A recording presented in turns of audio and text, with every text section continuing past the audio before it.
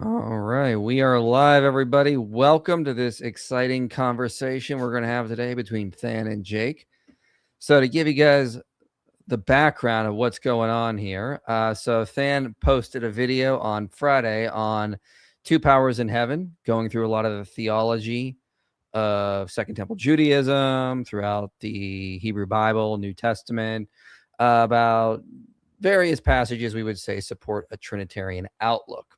And mainly looking over two powers in heaven, this various passages where it talks about two beings or two persons, I guess would be a better term, that refer to God. Yet the Bible teaches there's one God. So Jake has some disagreements with that. He is a Muslim, so obviously he's not going to agree. And so we just decided over the weekend to just let him have a little conversation here about this. Now, this is not going to be like a formal debate. So we're not going to have like timed opening statements. I'm just going to let it. It's basically just going to be open dialogue. So they're going to have a conversation. I'm just going to try to moderate and stay out of it as best I can and let them hash these things out. So yeah, we'll do that for a little while. I'm going to jump in probably maybe 45 minutes to an hour and do some super chats. So if you guys have any questions for either of these two gentlemen, let me know and I will read those out.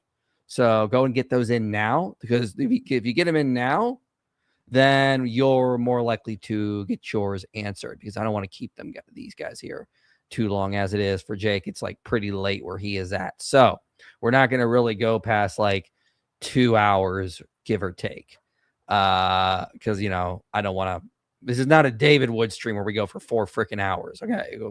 We like to get some sleep in occasionally. I am running on like an hour or two of sleep, so got it. So real quick, I'll just get these first ones here just to sort of lighten the mood. You think aliens are real? They are saying it is. So Than, do you think aliens are real?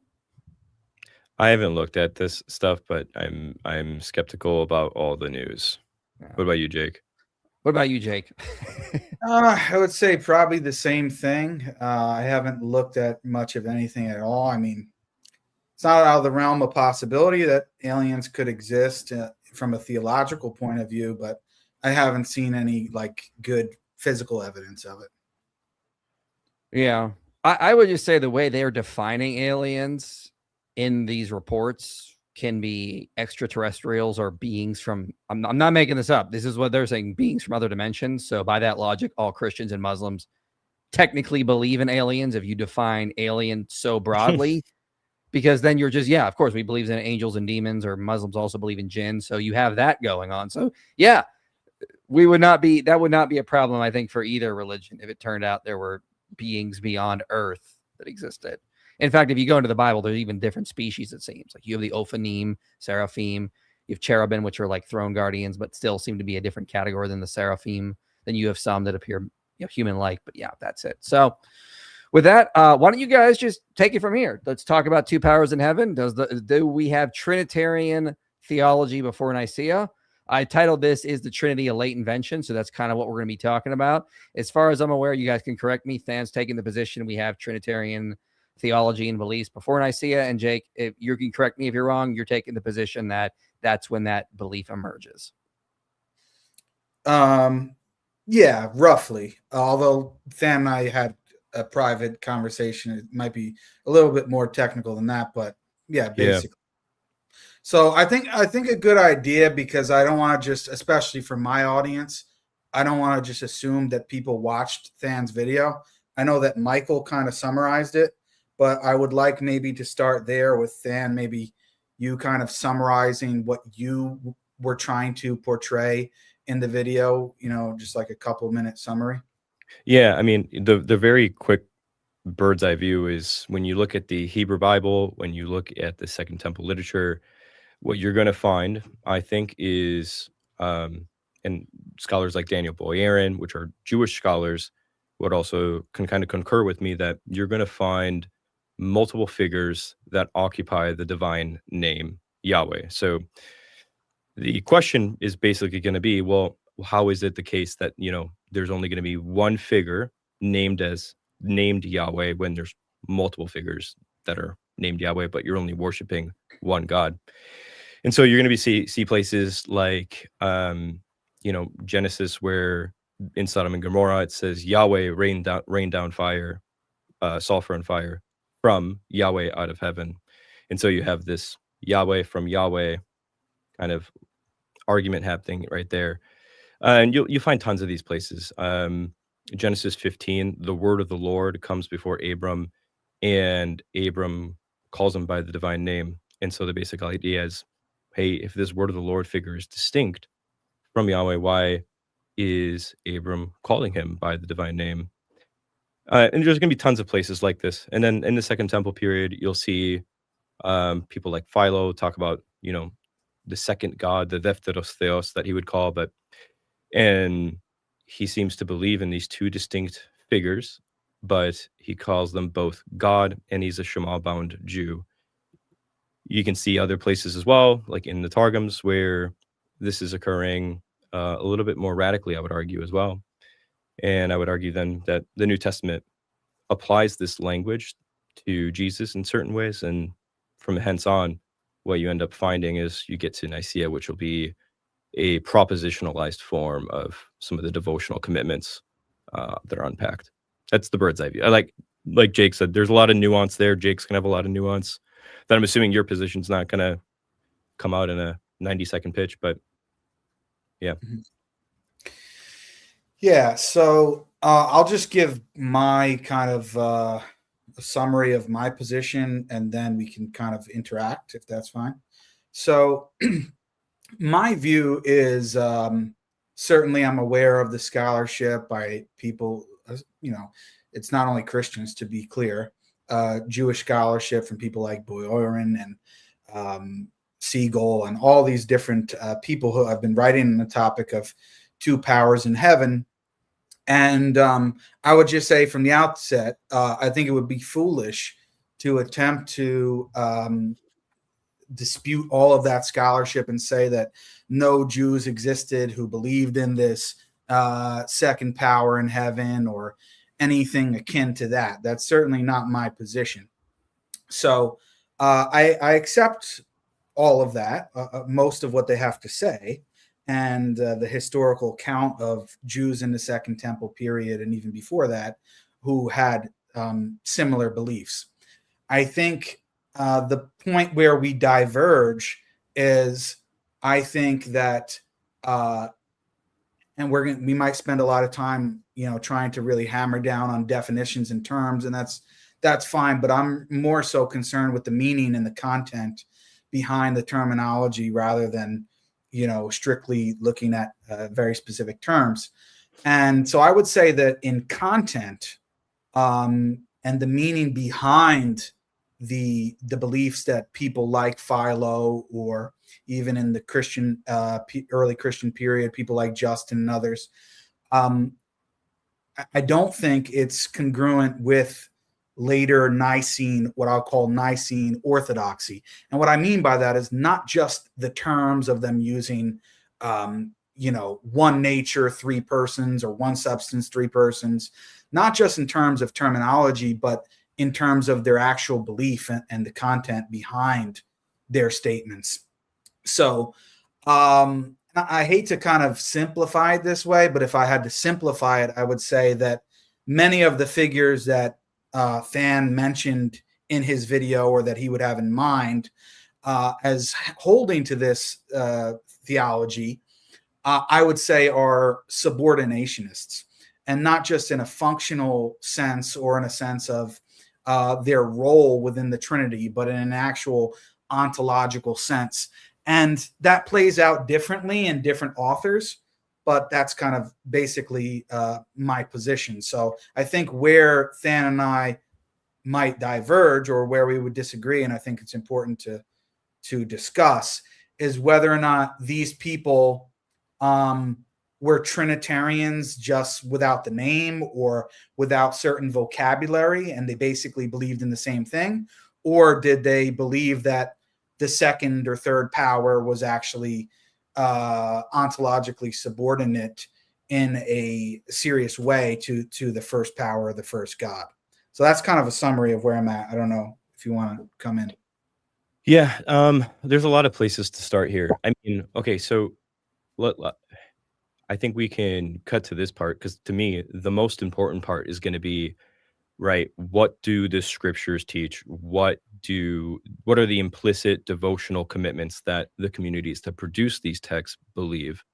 And a lot of that stuff is not going to be propositionalized, so to speak, right? So what I mean by that is, for instance, like even Boyarin will say that he doesn't really want to use this ontological um, functional distinction when he's talking about this period of time, because that just does not exist before Nicaea at the end of the day. So I'm going to have trouble with importing that type of language into what the devotional practices and commitments are of Jews and early Christians in the Second Temple period. So is that going to be one of those things that you disagree with Boyarin on, about that distinction not actually being there? What's going on there? You mean the distinction not being there, that that vocabulary is not used, or that there aren't different beliefs that fit that?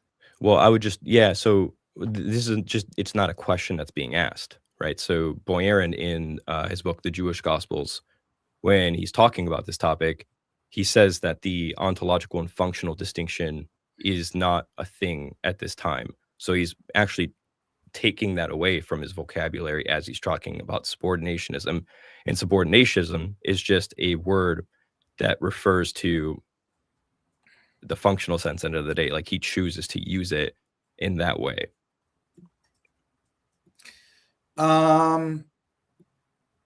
I guess I would disagree with the way that you're explaining it, but I'm not really sure that that's Bjorn's actual view, because he, in another passage which I had mentioned to you, he explicitly says that logos theology, and in that context, he's referring to the logos theology of people like Justin Martyr and those in that era, would be considered heretical according to Nicene orthodoxy. Go ahead. Yeah. Okay. So, so you're talking about the orthodoxy crucifies the logos passage from his. Yeah. Let me just read it here. It's this is in Borderlines, and it's on. I'm just pulling it up, so just give me a second. It's on page 139, and it says, in an astonishing convergence, however, Nicene orthodoxy also effectively crucifies the logos. While not ceasing to speak of the logos, in the move to a Trinitarian theology within which the entire Trinity is both self-contained and fully transcendent, Athanasius and his fellows insist that God alone, without a mediator, without an angel, without a logos, is the creator. Logos theology is ultimately as thoroughly rejected within Nicene Christianity as within Orthodox rabbinism. So, and I had mentioned that to you before, that basically I hold the same position insofar as I understand Boyarin in this passage, is that logos theology, like I said, I'm not going to deny that doesn't exist. It clearly exists in the 1st and 2nd century. Amongst some Christian authors and some Jewish authors. However, its logos theology is not consistent with Nicene or later Nicene Christianity. And he doesn't mean just here in the sense of vocabulary or not using certain terminology. He's talking about in terms of actual content, because prior to that, he's going through the beliefs of Justin Martyr and others. And actually, in the footnote to the text, he references another text here. He doesn't mention the page, but the book is called "Begotten, Not Made." Yep. And I don't know if you've read that, it's by Virginia. I have. Okay. And in that text, it's very clear what her position is in reference to this question. So on page 34. She says, with the assertion of the absolute difference of deity and the accompanying suppression of the subordinationist logos Christologies that had prevailed in the pre-Nicene era, divine sonship became the site for the articulation of culture's triumphant subsuming of nature. So I think, although he doesn't mention the page number in the specific passage, I think that Boyarin has things like that in mind from her work. I think she's pretty clear about what is being meant there by subordinationist, and it's not just in a mere functional sense. Right. So now here's the question. What is the way that how does Boyarin define not subordinationism, that logos theology? Because he does this earlier in the book, right? And he says logos theology, in the sense in which I use it here, is constituted by several variations of the doctrine that between God and the world, there is a second divine entity, God's word, the logos, or God's wisdom, who mediates between the fully transcendent Godhead and the material world. This doctrine was widely held by the Jews in the pre-Christian era, and after the beginnings of Christianity was widely held and widely contested in Christian circles. And by the 4th century, Jews who held such a doctrine and Christians who rejected it were defined as neither Jews nor Christians, but heretics. So it does get what pushed page out. Is that on, by the way? I don't know if you have the page. I have a PDF version of it. It's one of those things where it's not giving you the actual page number, if you know. Okay. How PDFs are. I'll add this in too. I emailed Boyarin just in case too, because you said that I misrepresented him too. So I emailed him. I gave him my script. I gave him a bunch of extra notes with it too, just to make sure. And I can forward you the email if you want. But he even said that I have represented him well and understood his positions very well as well. On top of that, so but in terms of what exactly? I know you're referring to what's that? He looked through everything. He looked through everything that I was saying in my script, and on top of that, some extra notes that I had all together, and like looked at the argument that I made in whole. Yeah, so I think you were reading logos theology in the sense in which I use it here. That's where you started, right? For what are you talking about? The quote you just read. Yeah, this is from Boyarin again. Yeah, Borderlines. Okay. Yeah, I see it there. Yeah, so now the question is, especially with Burr, the book that he cites, Begotten Not Made, the question is not whether or not this is subordination simpliciter, right? That's not the thing that we really should care about. The thing that we should care about is whether or not this is ontological subordinationism, such that it's not consistent with the Nicene grammar. Now, on top of that, one of the things I just want to say is I think this is neither here nor there, right? Like I know this matters to you, but it seems peripheral to me. Because at the end of the Boyarin's position specifically? No, I'm talking about what this logos theology is at the end of the day. Because when I'm looking at the Hebrew scriptures, I'm seeing places where the word of the Lord is constituted as Yahweh. Real quick, guys. Just some people in the live chat said they're not sure if they're following you. Can one of you define logos theology, or just so we have a basis so the audience can follow better? I think Fan just tried to from Boyarin, but I don't know. I guess they didn't get it. Yeah, that's literally what you read the quote on. Yeah, I mean, so briefly speaking, here's the not nuanced version of it. Logos theology would say that there is a transcendent figure that's known as God, and then there's a second figure that's known as God. That would be the immanent figure, right? And this immanent figure plays a mediatorial role from the fully transcendent God for the material world. Okay.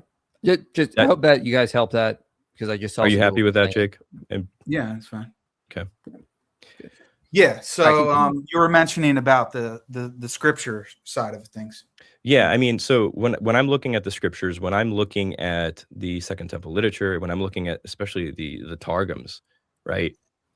I mean, I have a hard time looking at these and thinking that these Second Temple Jews are thinking of anything resembling ontological subordinationism. For one, just because these are not questions they're asking at the time, right? And for two, it would seem unthinkable to think that you're going to replace the divine name with a creature at the end of the day. Okay, so this is the part that I guess presented as they weren't using this terminology, and it wasn't even a thought to them regarding the ontological versus functional distinction, then I'm wondering how you would be able to say one way or another on your view. Yeah, Because and this is seems no, like- this is sorry, go ahead. No, I was just going to say, it seems like to me you're trying to make the claim that it is functional subordination and not ontological. And if they weren't answering that, asking that question, or even attempting to answer it, then how would you be able to say one way or another? Yeah, I think I think that you can just point to the devotional practices. So the basic idea is like, hey, look, in modern day Christianity, people are not thinking about ontology when they have a belief in the Trinity, but their devotional practices, right? And their liturgies, their worship, their doxologies, stuff like that. These are the things that are going to tell us more likely than not what they're implicitly devoted to or what they're implicitly committed to. But these are going to be beliefs that they're just not explicitly propositionalized, right? And you've seen it before already. Anytime you ask a Christian that hasn't really thought about these things, you ask them what the Trinity is, you're going to get a bunch, like you put 30 Christians in a room that have never thought about this, never asked this question, but they still implicitly, devotionally believe that there's one God and there's three figures they know as this one God. That if you ask them a question about how to articulate this, they're going to sound heretical. They're probably going to sound like modalists. They're probably going to sound like subordinationists. They're probably going to sound like tritheists, right? Because they just they haven't thought about it. It's not been articulated. Yeah. So they're not asking the question, but you do look at the Second Temple period and the devotional practices and the literary glosses that happen are just more consistent with the idea that these people saw these other figures as identified with Yahweh or identified as Yahweh. Mm-hmm. So then you're not making the claim, or it's not your position, that we can't, based upon their work and or their writings and what they said, that we can't make an educated guess or make an argument based upon their text for one position or the other. You're allowing for the possibility to make an argument for either ontological or mere functional subordination, correct? Right. The data that I'm talking about that has to be considered, though, is going to be the data that's going to be, let me rephrase that. The data that we have to work with is data that happens in a time period where this distinction between ontological subordination and subordinationism and functional subordinationism is just not a category. But what we can infer from, so basically from there, what I can infer is I can look at, for instance, if you're familiar with the Targums, which if you've read Boyarin in them, I'm assuming you are. Yeah. Yeah. Okay. So we can look at the Targums, and for instance, actually Boyarin points this out too. But you can look at Targum Neophiti Exodus 3:14, and it reads like this. Basically, it says, and the Memra, so Memra is the Aramaic form of, for anybody curious, the Targums are Aramaic paraphrases of the Old Testament. These are Jewish in nature. In Exodus 3:14 of the Targum, it says, and the Memra, which is the Aramaic form of the Greek logos, right? The Memra of the Lord said to Moses, he who said, Bereshit, which is in the beginning, like come forth, to the world from me in the beginning, be there, and it was there, and who is to say, I am that I am, to be there, and it will be there. And he said, thus you shall say to the Israelites, he has sent me to you. Okay, so what's happening here is you have the I am that I am, the divine name here, to the world from the beginning, right? What's happening here is that has been glossed by a reference to Genesis 1, right? That's the creative, let there be. The Memra, who is the Logos, is identified as the very word God spoke at creation. He who said it to the world, be there. And then what happens is the created world is then presented as the creative word, is now represented as a distinct divine being. I am my Memra, will be there with you. But simultaneously, now you have I am that divine name, it's revealed itself to Moses in the thing that is saying I am is the creative word in the beginning of Genesis. So the basic idea here is there is this conglomeration, this condension between two distinct figures who are the I am. And of this, interestingly enough, on page 259, Boyarin has a I'm listening, by the way. I'm just going to get a book. I'm just listening. No, you're good.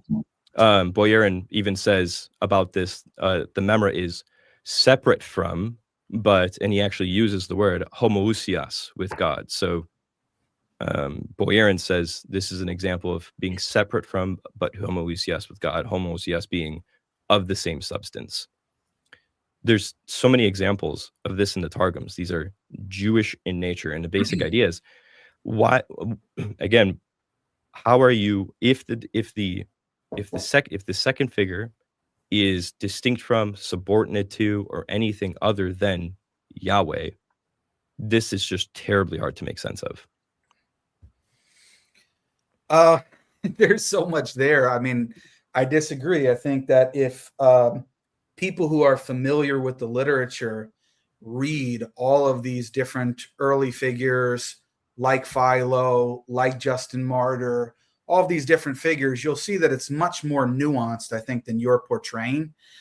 Because, for example, many of the things, pretty much everything you said regarding the Targum there can be applied to somebody like Justin Martyr. He believes in a pre-existent word. He believes that the word participates in creating the world. He believes that the word and son is the God who appeared in the Old Testament and said all of these different things, and was the one who spoke to the patriarchs and the prophets in the Old Testament. However, he believes in two different, in my view, he believes in two different divine beings. He believes the Father alone is the Most High God, and the Son is not the Most High God. In fact, he explicitly says that he's not the Most High God in chapter 60 of his dialogue with Trypho. So it's just, to me, as somebody who and I'm not like trying to pat myself in the back, but as somebody who has read a lot of this literature, yes, it seems very glaring, like, wow, these are shocking statements that somebody would make. But when you actually read them thoroughly and in more detail, you'll see that just merely believing in a pre-existent word or a pre-existent son, and believing that this word or son took part in creation and is called God and is sometimes attributed with the Hebrew name of God, you're thinking, wow, well, that's enough, right? They basically believe that the second power is co-equal, co-eternal, although you're not using that word's terminology, but in terms of content, is co-equal, co-eternal to the Father. And that's just not true. We just know from reading people like Justin, people like Philo, people like Tertullian, who you also mentioned in your video, we just know that that's not true by looking at their work in more detail. So what I would like to do is I would like to actually look at some of these figures and their writings and see what they actually said. And then maybe I just don't understand it, and you can help me interpret some of these passages better. But I just think it totally conflicts with what you're saying. Yeah, my problem there, Jake, is you just said I disagree with what I said about the Targum, and then move to Justin Martyr. Right? What, like Justin Martyr? No, I'm saying all of that is consistent. All of that language is still consistent with somebody who believes in ontological subordinationism. That's what my point was. How is that consistent with ontological subordinationism? Okay. As I think I was just explaining before, you can believe in a word or a son or a pre-existent figure who is called God. And no, not just called God, identified as Yahweh. Yeah. Same thing. We have that in all these different writers. That's what I'm trying to say. So you can be an ontological subordinationist and say Yahweh is a created being. If you believe Yahweh is a created being, of course you're a subordinationist. I mean, sorry, let me rephrase this. So you can, like, what you're telling me is that the community that produces the Palestinian Targums, right? They're identifying are you saying this community, these Jews, they're worshiping a second God that's created?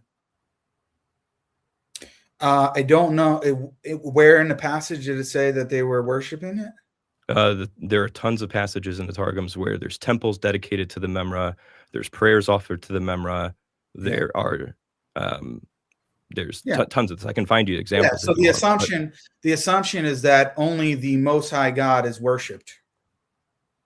Correct? Yes, that's consistent with Jewish monotheism. Yeah, and I'm just saying that that's not true. We see all different sorts of figures being worshipped. For example, as I mentioned, even within Christianity, Justin Martyr's son, the word figure, is worshipped. I'm talking about in the Second Temple period, Jews, not like we can have debates about the ante-Nicene fathers all day, right? But what I'm more interested in is what is happening in the Second Temple period with Jews who have a strong commitment to the Shema, and they're very sensitive to idolatry, worshiping false gods, all that stuff, right? Mm-hmm. Are they going to replace the divine name with this figure's name such that their text now reads that this figure has temples dedicated to him, that there's worship dedicated, prayer dedicated to him? He is the one that's walking in the garden in Genesis. You get the point. Like, make that make sense to me. That's what I keep trying to do. That's how I'm responding. But you don't like me going to somebody like Justin, or how does what Justin is doing reflect what like Jews prior to Christianity are doing? Because Justin is falling in line with that prior tradition. So we can go to somebody like Philo if you want. I mean, he's somebody who's living during that time. Wait. So yeah, Justin is using a prior tradition, but that's just, it sounds like Dan McClellan now, but that's presupposing univocality, right? That whatever Justin is saying is exactly the same, and there's no differentiation. Well, so just because Justin uses and inherits this tradition, right, doesn't mean that he's doing the same exact thing in the same exact way as the Second Temple Jews are.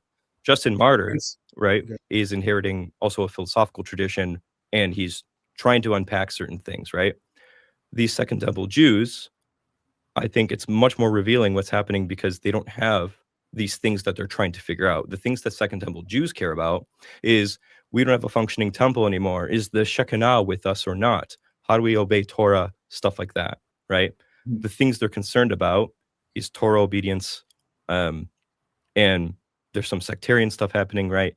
But at the end of the day, the thing they care about is their Jewish identity. And that Jewish identity is rooted in this idea that you do not worship anything but Yahweh. Mm-hmm. So is somebody like Philo better for you to look at? Well, I'm focused on the Targums right now, the community that did the Targums. Like, if you want to, like, are you just going to, let's put it this way, are you happy just conceding that in the Targums we have proto-Trinitarian ideas, the concepts, the building blocks are there? No. I'm trying to explain to you that everything that you mentioned is consistent with an ontological subordinationist position.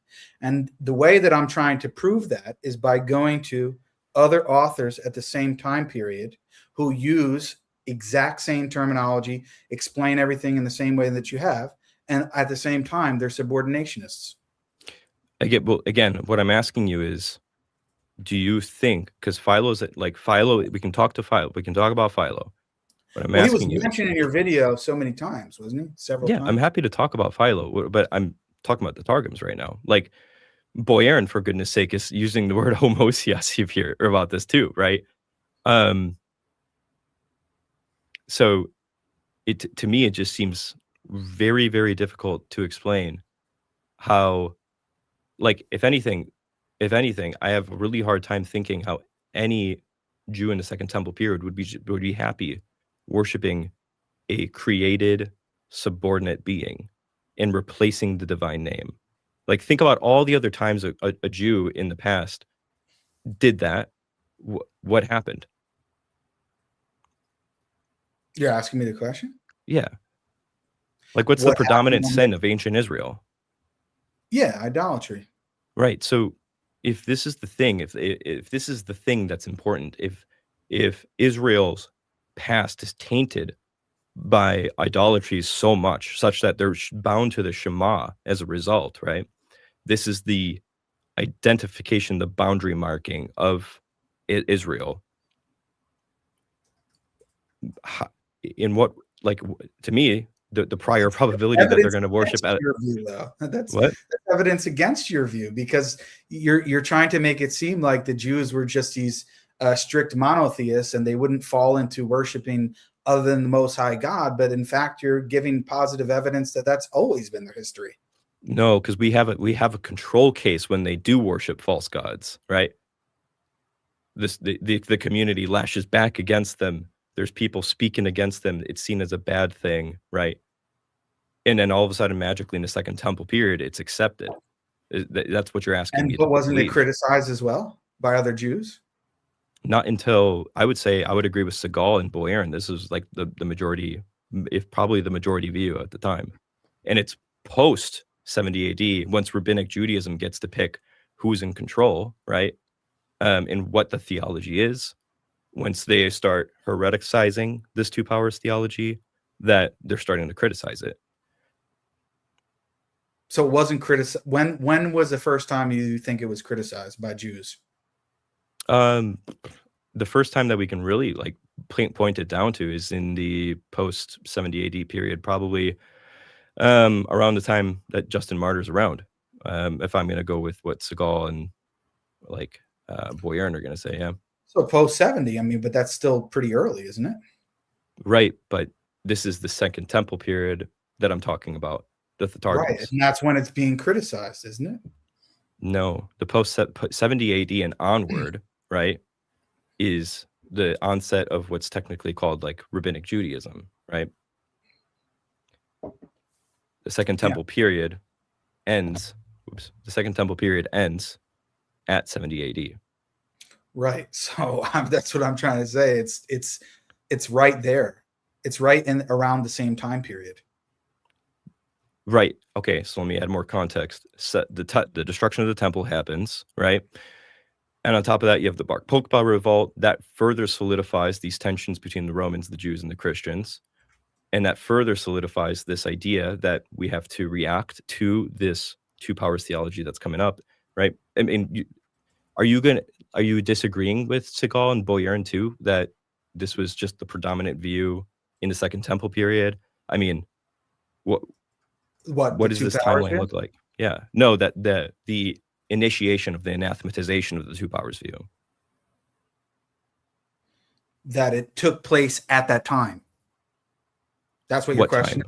Yeah, well, when are you placing the initiation? No, you're saying, do I agree with them on their account of when it started to be anathematized? Is that your question? Yes. Yeah. Okay. The Palestinian Targums date prior, right? The traditions that date prior to the onset of Christianity. Right. Yeah. Mm-hmm. Okay.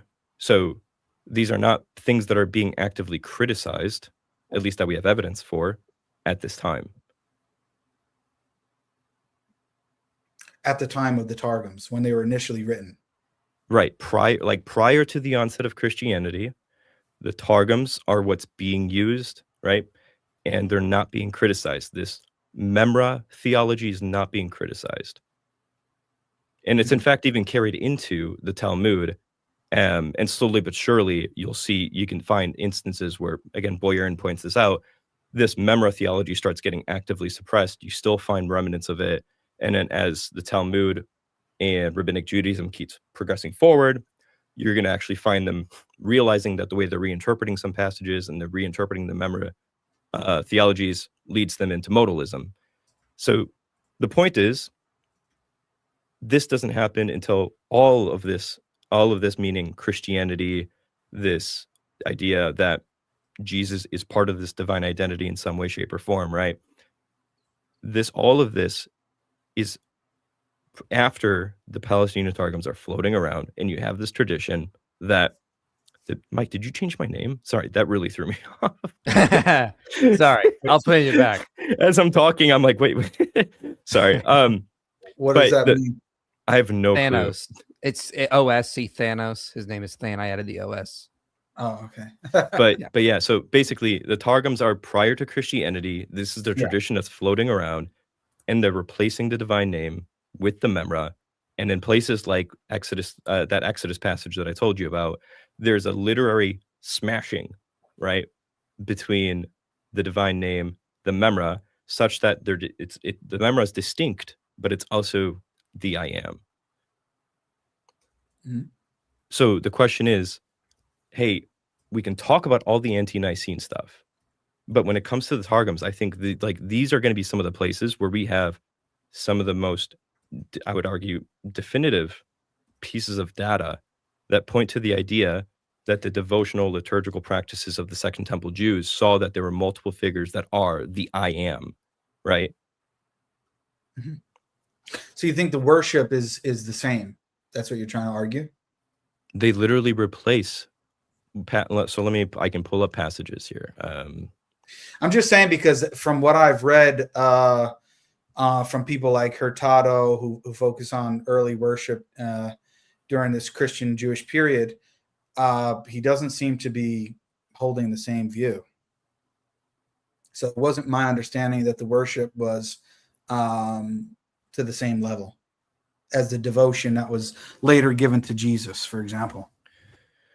Hold on, I'm trying to find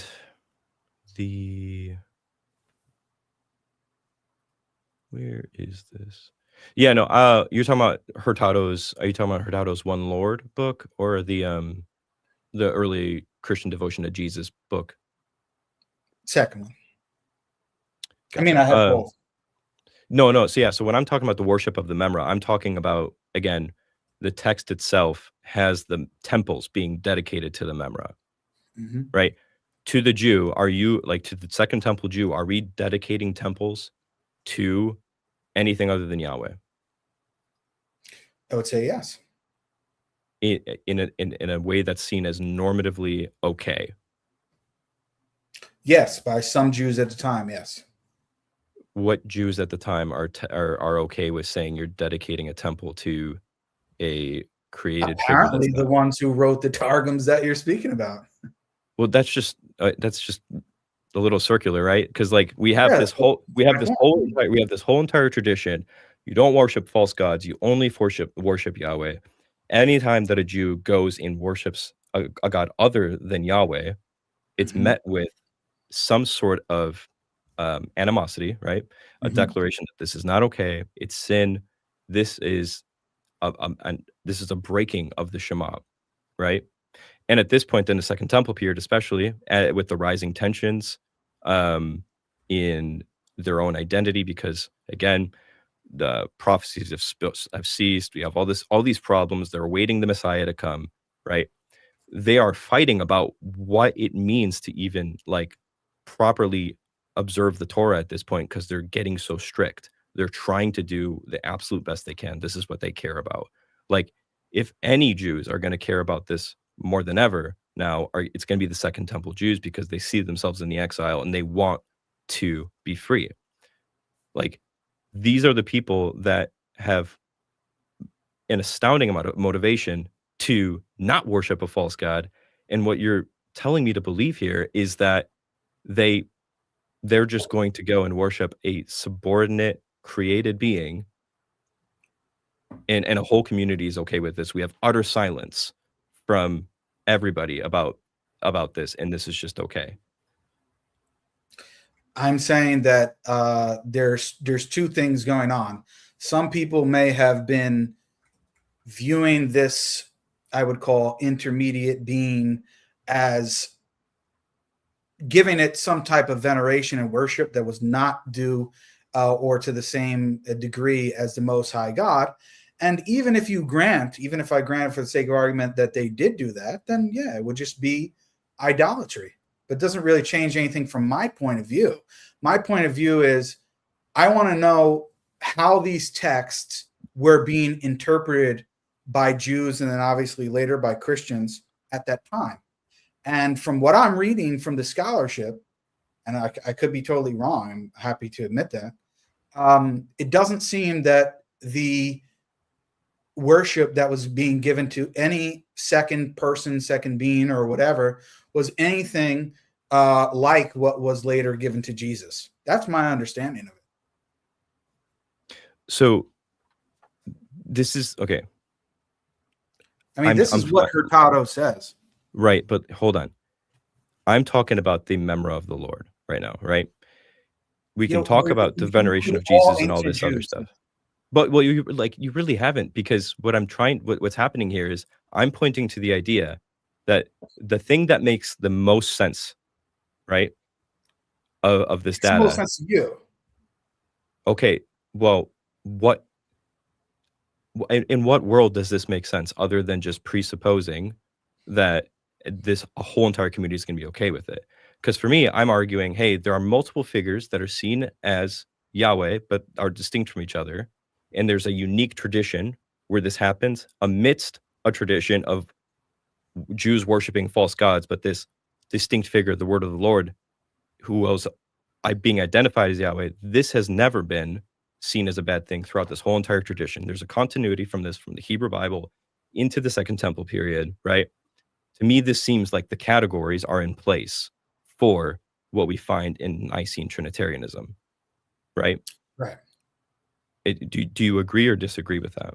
I disagree. And I'm just going to, I mean, we're kind of spinning in circles here at this point, but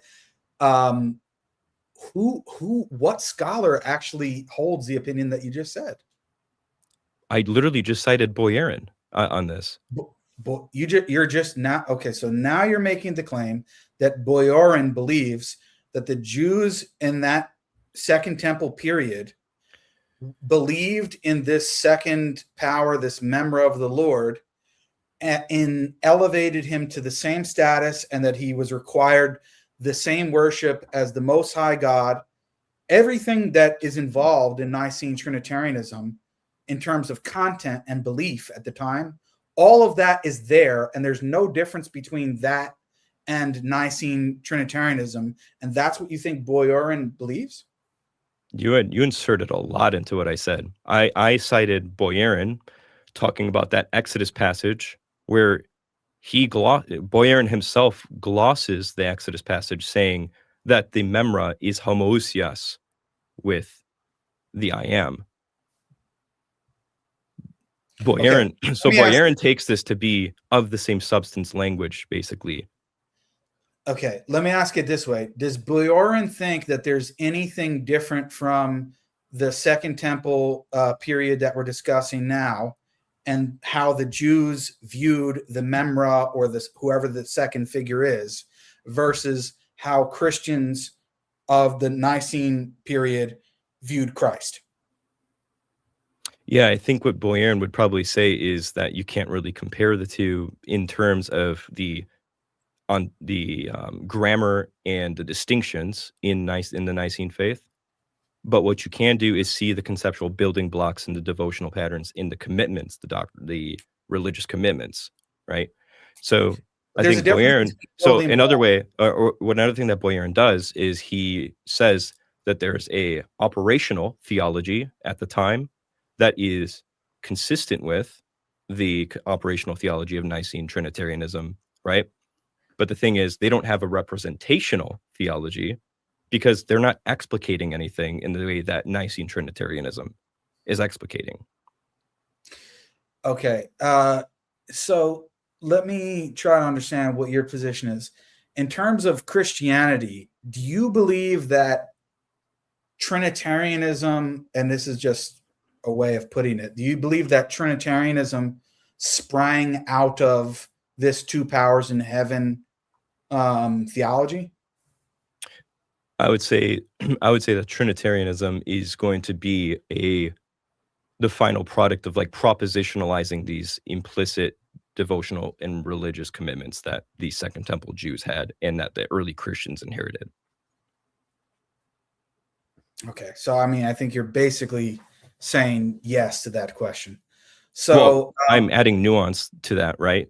Because the way like human psychology works is we have these implicit religious devotional practices, we have these commitments, right? But the process of explicating these things through a linguistic media, right, requires the tools to do so, the rational thought capacity to do so, philosophy, all these other things, right? And like stuff like that gets messy. So that's why I'm focusing on the implicit devotional and religious commitments that are the core conceptual building blocks, right, of the Second Temple period. So by those lights, this is what we have in the Second Temple period, and this is what the Hebrew Scriptures attest to. I don't see anything in the Hebrew Scriptures that is inconsistent with Nicene Trinitarianism. And like, if we want to say that the Trinity is a later development that's inconsistent with it, I need to find something that's contradictory to the Nicene faith, to the Hebrew Scriptures.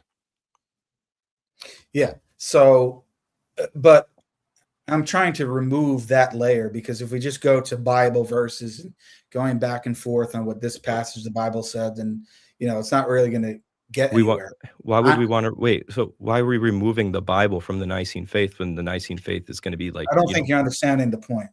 The level of analysis that I'm attempting to do at this point is not by me as an individual coming to the biblical text and saying, what does the Bible mean here? That's not what I'm doing. What I'm doing is I'm looking at other earlier figures, whether in the Christian or Jewish, and analyzing their statements and what they said to how they interpreted the Bible. Right. Those are two different things. Those are two different things. And the thing is, the thing that's most important is what the Hebrew Scriptures are teaching. This is the thing, right? This is the thing that these early communities have inherited, right? Then the ante-Nicene fathers, like I said, that's a whole nother mess that we can talk about, right?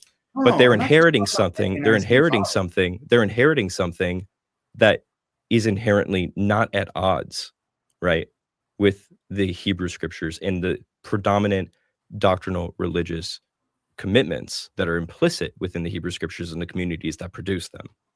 Right. And I'm saying Boyarin says the exact opposite. What? I'm saying no, that Boyarin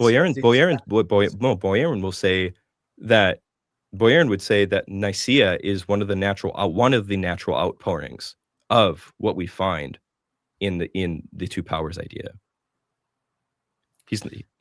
Where do you find the idea that Boyarin says there's a contradiction between the two power stuff in the Hebrew Scriptures and Nicaea? I just read the passage earlier. But he's also talking about a logos theology where he insists there's no ontological subordinationism because you can't inject that into. Okay, if there's no ontological subordinationism, then why does he say logos theology is ultimately as thoroughly rejected within Nicene Christianity as within Orthodox rabbinism? Why does he say it? Do you know why he says it? Well, yeah, but do you know why he says it? Yeah, I do. Okay, I've been arguing why he has the whole time. So why? What is it? What is it that he says that is exiled from Christianity into the exit? Right? He explains it in the passage. He says Nicene Orthodoxy also effectively crucifies the logos. What does he mean by that? While not ceasing to speak of the logos, because of course it still has that there. This is my added words. In the move to a Trinitarian theology. What is the move? Within which the entire Trinity is both self-contained and fully transcendent. Right there. That's the thing. Athanasius and his fellows insist that God alone, without a mediator, without an angel, without a logos, is the creator. So that's the thing that's different now, is that before this logos was an intermediary divine figure. He was not self-contained within a part of the Trinity and the Most High God. Great. So one of the philosophical aspects to the logos theology was this transcendence immanence language. And what is it that Athanasius is worried about with this transcendence immanence language? Because Boyarin says it himself, right? Now the Trinity's self-contained. There is no need for this transcendence immanence, right? But Athanasius is not worried about this transcendence immanence per se. What is he worried about? What do you mean he's not worried about it? Well, he what is he taught? Why is Athanasius, right? Why is Athanasius He just mentions saying Athanasius because he's part of Nicaea. That's why he's right? mentioning And then so Boyarin mentions Athanasius. What is it that Athanasius says about the Logos theology, this transcendence immanence language? I don't know what you have in mind. I don't know what you're asking. He warns, right? He warns that this is that the Arians are using this as a means to argue for Arianism. So there's two things happening. One is now we don't need this transcendence immanence language because we can have the Trinity self-contained. God is transcendent. And on top of this, now that we don't need this transcendence immanence language, we have the Arians over here, and we don't want to give them any room. So let's just get rid of this. So it's not the logos. So yeah, well, so it's not that the Logos theology was seen as ontological subordinationism, right?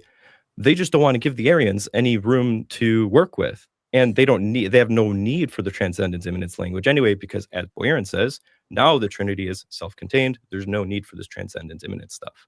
So it's not that Boyarin thinks that the Logos theology is ontological subordinationism, right? Okay, so if I email him, because we can't do this now, but if I email him and I ask him that specific question and ask him to explain what he means by this quote, and he says yes, that I do believe that Logos theology was fundamentally ontological subordinationist, Justin Martyr was a subordinationist, and that's what he means by that quote, then what would you say? I would say bring Boyarin onto this and we can debate that. Bring up Boyarin onto IP and we can talk about it. Okay, I'd be fine with that. You could always bring him on for an interview and talk to him. I'm happy to do that, and I can guarantee you that he does not agree with you on this topic. But well, that's fine. That's fine. That's fine. I'm happy to hash it out with him. I want to look at other texts and other people. I mean, we're just kind of been talking about the same point this whole time now.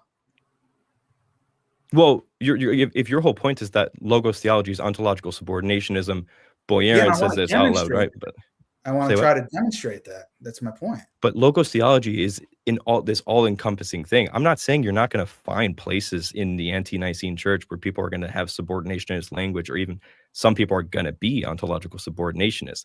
But what I'm saying is the inherited tradition of Second Temple Judaism is inherently consistent with Nicene Trinitarianism. The way that what you need to do is find a way to block that continuity by showing that there is no way at all that anybody interpreted ever this two powers theology as anything but ontological subordinationism. Right. But I'm saying the way to do that is to look at the texts and the authors that we have available and see what they actually said. Right. But when you're claiming that you can fully grant that there were some ante-Nicene fathers that held to ontological subordinationist positions, can you name a single one? So I'm not going to say that Origen was an ontological subordinationist in an Arian sense, right? But Origen's weird, right? He has that graded divinity thing happening or whatever, right? But that's, again, neither here nor there, right? That's just the ante-Nicene messy process. I'm trying to get what your idea of history is. If you don't think that there were any ante-Nicene fathers that held to ontological subordinationism, and you're basically saying that the Second Temple Jewish period, which you're saying is the majority position at the time, they held this view, and then I'm trying to see the historical trajectory. You're saying that obviously the Christians then possessed the New Testament. This is after the time of Christ now, so they have their own, flavor and spin on it, but they're essentially doing and saying the same thing. They're just filling it in with Christian language and specific Christian worship practices and liturgy and so on and so forth. So that seems to me to be what you're trying to say. And in that case, there really are no, ontological subordinationist ante-Nicene fathers. That seems to me what you're saying. How does that follow at all? I'm talking about the Second Temple Jews, the community that produced the Targums, right? They're saying things that can only be understood within the religious context, not only, best understood within the religious context as these multiple figures that are all known with the divine identity, right? Not in a philosophical way, right? But in terms of their religious commitments, right? Multiple figures known as Yahweh, but you only worship one God. Yeah. That is that consistent with Nicene Trinitarianism? In the way that you're expressing it, yeah. Well, this would be the devotional expression and commitment of the Second Temple Jews. Yeah. What happens from this? What happens from this? But what happens from this starting implicit point, right, and onward? That's just explaining a historical model of who said what and when did they say this and how do they react into this and yada yada yada, right? The fundamental building blocks themselves, of which this springs forth from, right, is not inconsistent with it. That's why I'm saying we can have a debate about who says what in the ante-Nicene church, right? But fundamentally, we're not just second. Say what? We're not just talking about the church. We're talking about the early Jews too. I've mentioned Philo, who you mentioned in your video several times. Right, but look, I could grant, just for sake of discussion, that Philo was a subordinationist. But do you believe that? I don't think you do. I don't think he was. But even if he was, it doesn't matter, because the Hebrew scriptures in the Targums themselves, right? And the Targums themselves are showing a religious commitment that there are multiple figures of each who are known as Yahweh. Yes, I understand that, Than, but what you're missing, the whole point is, I'm looking at the additional layer of Jews in terms of their practice and their writings, how they interpreted the Bible and how they interpreted the Targums and all of that. You're just trying to look at the Targums and the biblical texts, themselves. That's what I'm saying. We're doing two different things. You're trying to look at the Targums and the biblical texts themselves. I'm trying to look at somebody like, as an example, somebody like Philo, okay, who existed in that period, who you mentioned in your video. I'm not saying that to throw it at you. I'm just trying to say, I get it. Keep going. Okay, so I'm trying to look at, okay, well, Philo is an example. He's somebody who you mentioned in the video. How did he interpret those texts? And how do we know that? Not just by going back and looking at the biblical text itself or the Targums. We look at his texts and see what he said and how he interpreted that.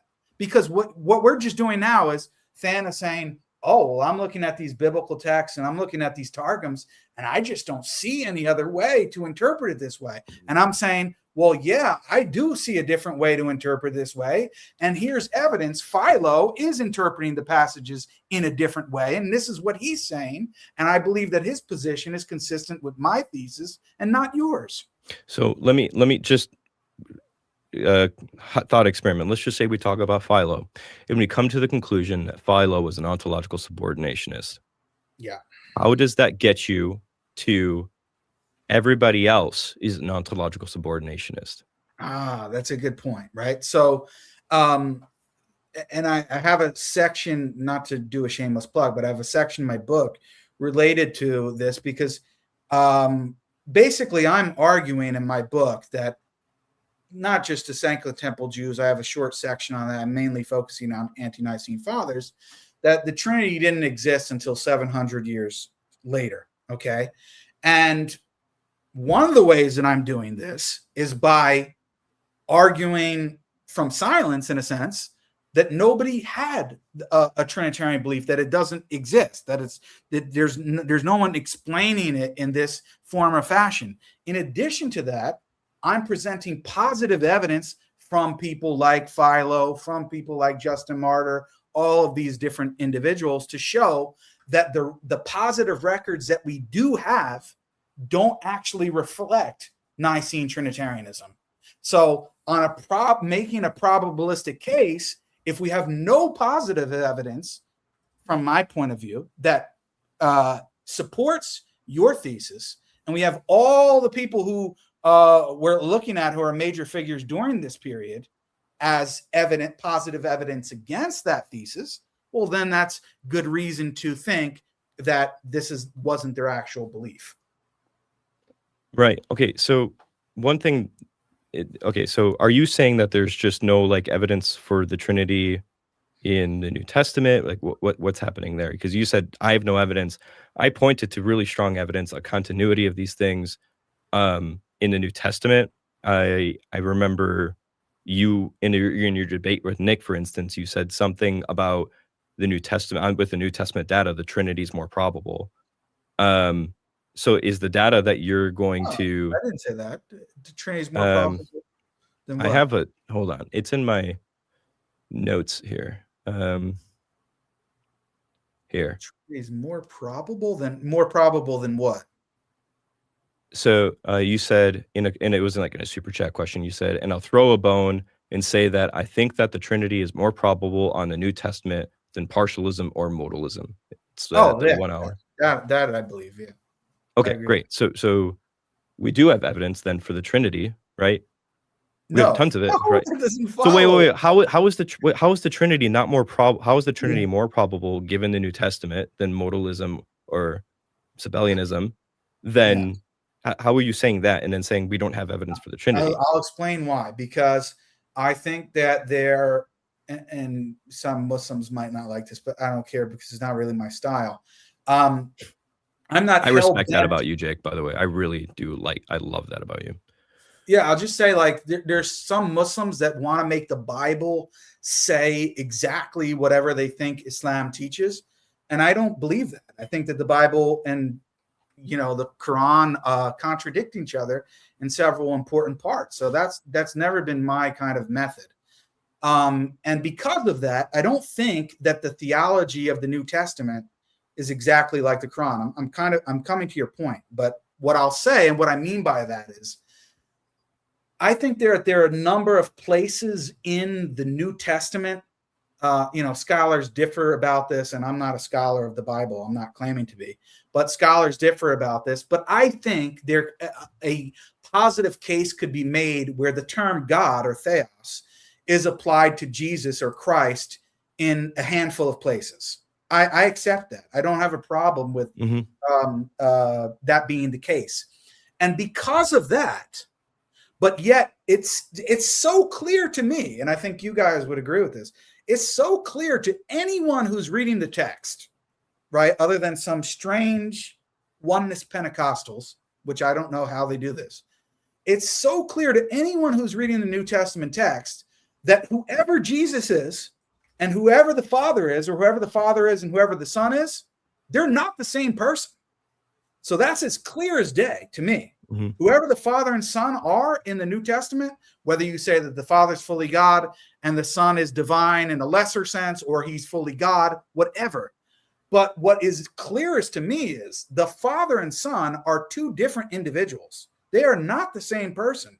They commune with one another. They speak to one another. The Son prays to the Father. And I'm not using that to say that therefore he can't be God. But I'm just saying that's what I mean, is that you have at least a handful of cases where I think a Christian could argue that Christ is called God or theos in some sense in the New Testament. And if you couple that with, well, he's very clearly not the Father, well, then now you have two options. Either a full-blown binitarianism, just for the sake of argument, in a Nicene sense, or you have Arianism or some type of subordinationist view where Jesus is called God and is divine or God in some sense, but yet he's not co-equal, co-eternal with the Father. And I'm saying both of those views are more probable given the data than modalism, because it's the most obviously false position given the fact that Christ and the Father are clearly two different persons. So that's what I mean by it. Does that make sense? Yeah, no, I do. The thing I'm just highlighting is it sounds like you're agreeing then that there is strong Trinitarian evidence, right, in the New Testament. Okay, no. I'm saying that there's strong evidence that modalism is false, and that it's much more probable the Trinitarian or Arian hypothesis. However, if I weigh those out, if I weigh those two, okay, so you're saying against each Trinitarianism other, and Arianism are the two competing theories on the New Testament. yeah, or I mean, you can argue for a form of Unitarianism where there's no pre-existent son, and he's a son by adoption, that kind of thing. But all three of those positions are much more probable than modalism. However, if you go into those three, I would not say that Trinitarianism is more probable than the other two readings. But that would take a lot of argument and defense needed to be made on my part, and that's not really what we're supposed to be doing in this conversation. Yeah, I mean, well, the New Testament data, I would say, actually doesn't use the two powers language too, right? So like we have, it does or does not? I would say it does, and it applies it to Jesus, right? So because like we got Jesus claiming to be the Son of Man who comes in the clouds of heaven, that argument that you saw in the video, right? I mean, yeah, Daniel 7. Yes, we have the Daniel 7 passage. We have the fact that Son of Man, the Aramaic, is like a human one, right? But he's riding on the clouds. We have this motif where it's Yahweh only that does that. So Jesus claiming to be that Yahweh figure, that second Yahweh figure. That seems. I get you. I get what you're saying. It's just that I think, and maybe this is my fault, I don't know. I hate to keep kind of bring up this point, but I think it's kind of where we're just going in two different directions.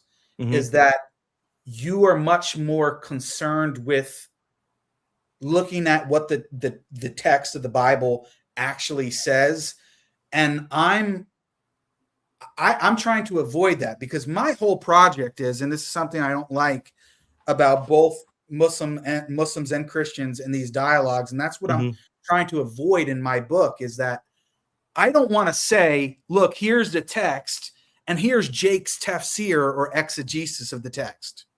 I just like, no offense, Mike, I don't really give a damn about Mike's exegesis or tafsir of the Quran. It's just irrelevant. What I want to see is, I don't care about half the stuff Mike says half the time anyway. Well, I agree, but nevertheless, the point is, though, is that in my opinion, what Christians and Muslims should be doing is not just as an argument from authority, but if you really respect the tradition that you're coming from, Michael should be going to, oh, what did At-Tabari say about this verse? Or what did Ibn Kathir say about this verse? Or and likewise, that's what I'm trying to do. I'm trying to say, look, Mike can quote John 1:1. In the beginning was the Word, and the Word was with God, and the Word was God. Oh, look, see, the Son is God, and that's it. And then Jake's going to turn around and say, what about John 17:3? The same author says, well, speaking to the Father, he's the only true God. And then, it's just about what this biblical passage means to Mike as a Christian versus me as a Muslim. And then it's the same thing now happening with the Islamic dilemma. Don't worry, Mike, I'm going to get ready for you. So, it's just the same thing. But why I feel as though that I don't like when Michael or other Christians do that with the Quran. So I'm not trying to do that with the Bible. I don't want to give Jake's exegesis or explanation of the Bible. In fact, I'm not even confident in my own explanation of the Bible to do that to begin with, because I'm not a scholar of the Bible. So what I'm trying to do in my book that I'm working on now, and my research is, I'm trying to remove that layer. Basically, my argument is this, okay? My argument is that if Jesus and his early righteous companions or disciples and the Bible clearly teach the doctrine of the Trinity, then we should expect to find Trinitarians or early Trinitarian beliefs within early Christianity. Would you agree with that first premise? No, actually, I don't. You don't. So you don't agree that not explicitly, because I think if you look at how cognitive science of religion works, how psychology of religion works, how sociology of knowledge works, like a bunch of different domains, right? You're actually probably shouldn't expect to see those explications up until the point that you see pressure to answer certain questions happen, right? So like sociologists will call this like a pressure activation model. And the basic idea is like you have these doctrinal commitments, and these doctrinal commitments are going to be implicit. They're going to manifest through devotional means, but they're rarely going to manifest through linguistic media. And the basic idea is, wouldn't you agree there were those pressures in early Christianity?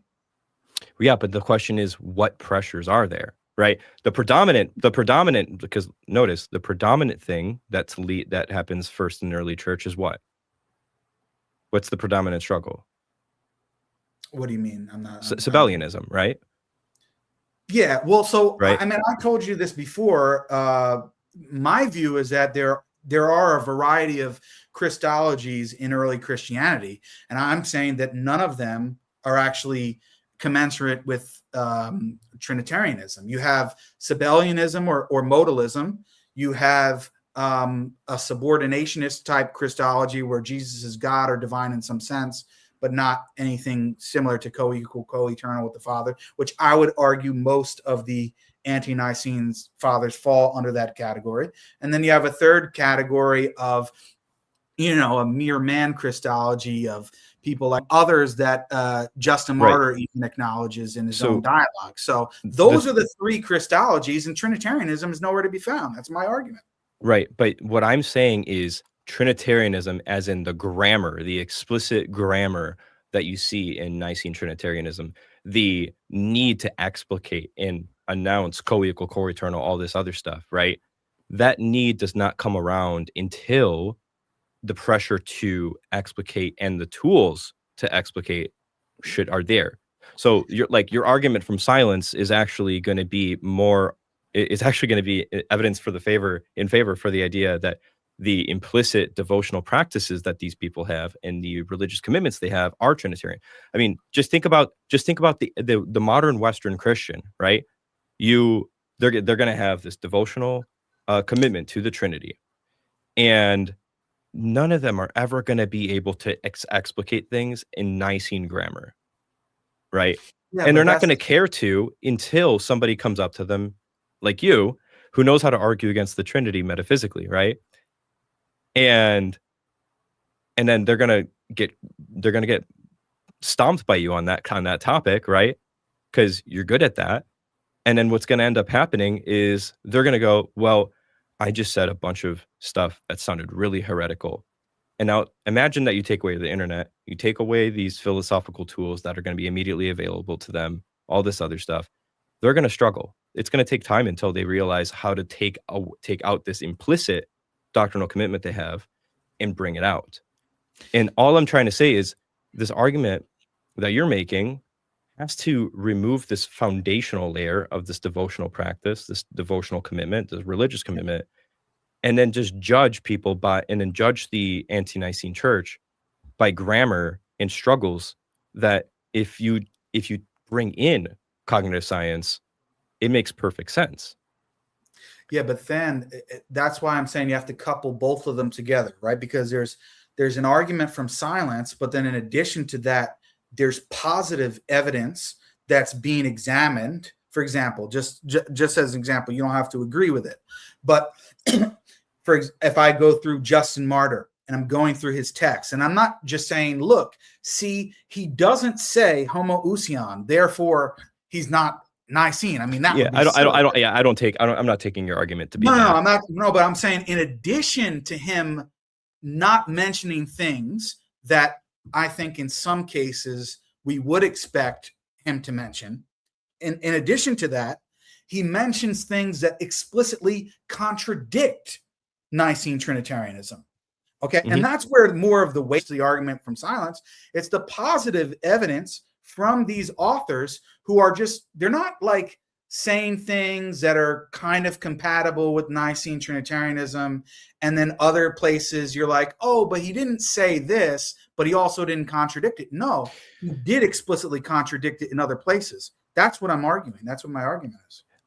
Okay. So I'm not going to try to bludgeon you with some of the cognitive science stuff, because I'm not like, if you're just not familiar with that stuff, then that's okay. I can send you stuff on this topic if you want, because this stuff is extremely important. Because the argument from silence thing, right? Like, for instance, just on the silence part of it, I certainly you wouldn't say something like this.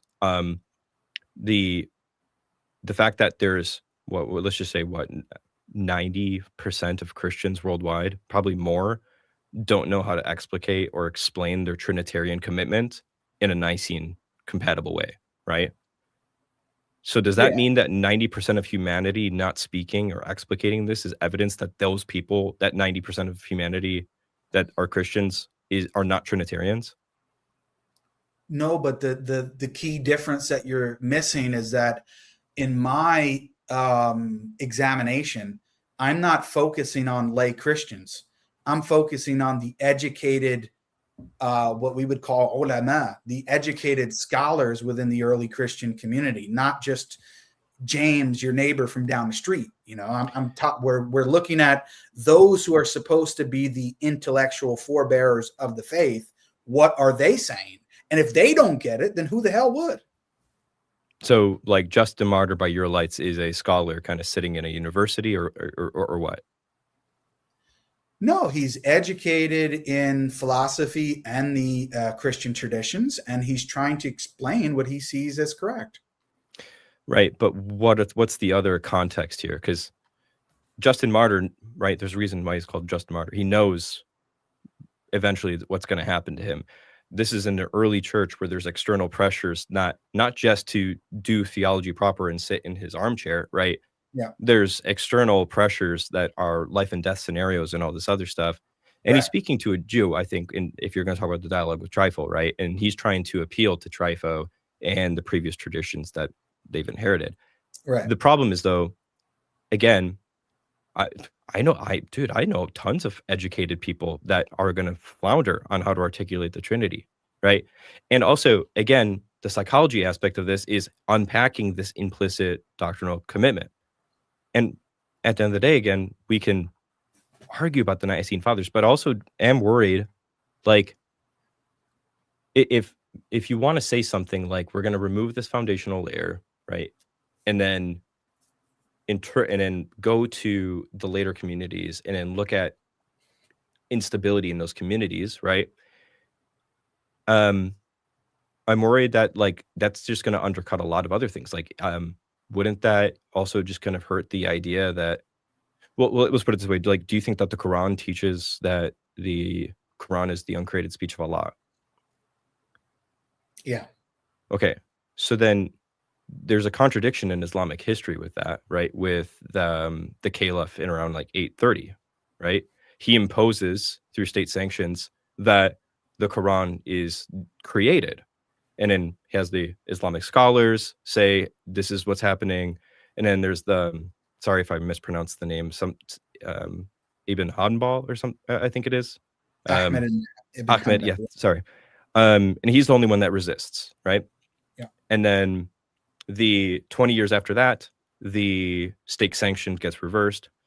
Well, he's not, just to clarify, he's not the only one that resists, but he was a major figure, yes. Yeah. He's the guy that's like accredited. Yeah, major figure. So the question is like, okay, well, we see tons of stuff happening there. And then the question is like, well, we don't have the Prophet Muhammad speaking of the uncreated speech of Allah this way. I don't think we have any of his companions saying this, right? And so the question is, like, we have some silence here. We have a state sanction that contradicts this position that I think most authorities are going to hold to. And then we go back to this uncreated speech position. So the basic idea is like, well, I'm not going to impose this standard on you, Jake, right? Like, I think that'd be unreasonable, that I'm going to trace your history and go, well, this idea that the uncreated speech of Allah is an invention that's philosophical or something like that. I think, but there's a big difference between an example you're giving. And actually, I do mention this in my book, and I do make a comparison to Islamic teachings. And I would actually argue that, yes, And first of all, I'm a Salafi Muslim, so that's my belief. If I don't believe that I can find clear examples of my theology in the early community, then I don't accept it. That's part of my analysis. And so the difference, though, in your case is, yes, I'm not arguing that there weren't beliefs in early Islamic culture or societies that contradict mine. There certainly were. And there were all different sorts of beliefs that, contradict what I believe to be orthodoxy. However, at the same time, you do have orthodoxy. You have what I believe is the orthodox position. And then you have this caliph who is trying to put forward a position which I believe is heterodox. That's not the case. I'm saying my argument is that that's not the case. I'm not just saying that, because modalists existed in the first 3 centuries and, people who believed that Jesus was just merely human and not divine, that therefore that in and of itself means that there were no Trinitarians. No, I'm saying in addition to that, you don't have, in my view, you don't have Trinitarians opposing that. But in your example, you have what I believe is the orthodox position and a heterodox position, and they're arguing with each other. So that's why. But then was the orthodox position present? Yes, it was present prior to that. I mean, we could do. I actually love that topic. We could come on and that would be a cool topic. But nonetheless, right? Show that it existed much earlier than, for example, Imam Ahmed or anyone that you're thinking of. Yeah, I can show. Right. I can demonstrate that very clearly. So, and if I believe to be consistent, if I couldn't, then you would have an argument against me. And that's why I say in my book, for example, if a Christian were able to show that in the first 3 centuries of Islam, that Tawheed did not exist, that none of the major scholars believed in it, Imam Ahmed, Imam Malik, Imam Shafi'i, Imam Abu Hanifa, all of the different, what we call great imams or scholars of our tradition, if none of them believed in something in the first 300 years, then that would count as good evidence that we shouldn't believe in it either, because if none of them believed in it and they were teaching the religion and nobody just happened to come up with this or understand it, I'm not saying that there can't be any development whatsoever, but if we're talking about who we're supposed to worship and who we're not, and whether or not there's 3 persons or 1 person in the Godhead, these are very important questions that if nobody is saying that, just for the sake of argument, in the first 300 years, for example, if Michael Jones, with his I'm sorry to say, the goofy outfit he wears and goes back on his whiteboard there, and he are you talking about his shake house outfit? I agree. Yeah. It's a goofy outfit. Thank you. Yeah, I agree. He tried to. Jake, if it means anything to you, I'm sick. I'm like, my gosh, another one of those videos, man. There's a lot more cringe, coming. Mike. It is cringe. But anyway, look, and if you want some better, we got more common ground between us, Jake. Mike is great. Yeah, hey, look, Mike, if you want point. some good Islamic clothing, something better that's more stylish than that, I can send you some rockin' stuff, because that Khaliji style is not too good. But anyway, listen, I agree. It's kind of uncomfortable. But just real quick, how much further do you guys want to go before we get to some Q&A? I'm just going to close out here. Jake, if you want to have the last word, go ahead, man. Well, no, what I think is we should get last words from both of you. So, like, you want to go, then Jake, you want to go? I'm fine with that. Like, maybe 2 minutes. Yeah, I'm just want to close out on this point, and then we can kind of make our final statement. I'll be quick. So, what I'm saying is, I actually do think that would be good evidence. Like if Michael came up with his goofy outfit and was able to prove that somehow none of the Muslims in the first 300 years believed in Tawheed or believed in Allah, in that he's the only one worthy of worship, and whatever, minimal requirements we want to put on that. If he was able to show that, I would say, damn, Mike, that really shook my faith, because I would say, nobody's really explaining what I believe on these fundamental matters in the first 300 years. That seems problematic.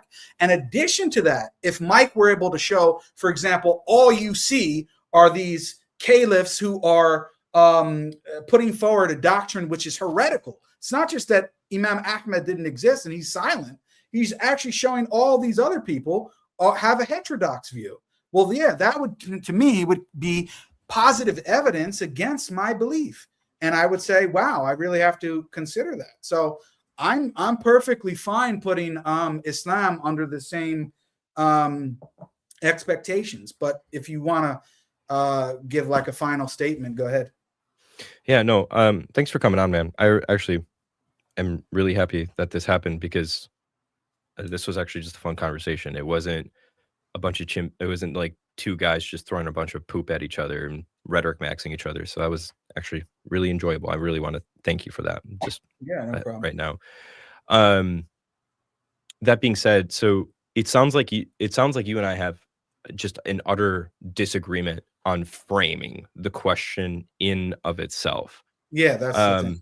Yeah, and so and look, I get that. So what I'm just going to say closing for this is just the framing of the question on your end is just, I think it's untenable, mainly just because once you understand how religious devotional practices work, once religious commitments work, and then once you look at some of the texts in the Second Temple period and then go into the ante-Nicene church, well, as soon as you have this foundation to work off of, this inference that there is no compatibility with this two powers thing to Nicaea, it just doesn't work, because you need to get rid of that foundation.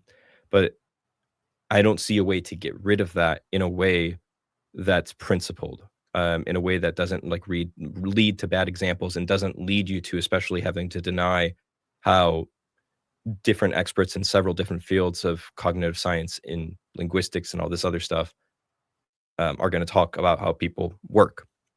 At the end of the day, for me, I see the text of the Hebrew Bible, I see the text of the Targums, I see the text that produces a lot of these really weird things, and I'm sympathetic to what you're saying. Like, there's a lot of weird stuff in the ante-Nicene church, but to talk about that without first setting the foundation, I think, is putting the cart before the horse, right? And so for me, I'm looking at the text. I see multiple figures that are known as Yahweh in a community that is only supposed to worship one God, and every single time that they go and worship a false god, it's a bad thing, except for this one time. That seems to me like a text in a community that is committed to the idea that these figures that are known as Yahweh are just going to be constituted within this referent that is Yahweh. So there's a weird distinction that they don't know how to explain. They don't care to explain it. And for them, that's just the way things are. So yeah, I think I'll just leave it there. Like, yeah. I think it was an important conversation, because I think we definitely you gave me stuff definitely to think have about a different too. framing. We definitely, Yeah. I think that's the key thing that came up, and I wasn't trying to be repetitive to just for the sake of it, but I think that's kind of like the most important thing, is that I agree with you. There's an initial layer. Like, I'm not disputing that. Mm-hmm. There's an initial layer, but what I'm trying to do is I'm trying to come at it from a different angle. And I'm saying, how do we interpret that initial layer? And I'm trying to go to the second layer and see how they interpreted the first layer. And in virtue of that, that's kind of how I'm looking at it, right? And it's not like an all or nothing, like, oh, Justin Martyr said this one thing, so he has to be correct and he couldn't possibly be wrong about this one specific thing. No, but I'm taking the whole second layer, right? And I'm saying, well, in toto, and what is like the majority and how most people are interpreting this foundational layer. And then I'm saying, well, if they don't know better than me, then we're in a lot of trouble. And I'm thinking that they're going to interpret that foundational layer better than me. And I'm not like using any, or I try not to use any sources that are, completely against the Christian tradition and, what Christians would accept as genuinely acceptable sources. So that's kind of how I'm looking at it. That's my project. Maybe some people think it's wrong-headed, but I'm completely aware of that.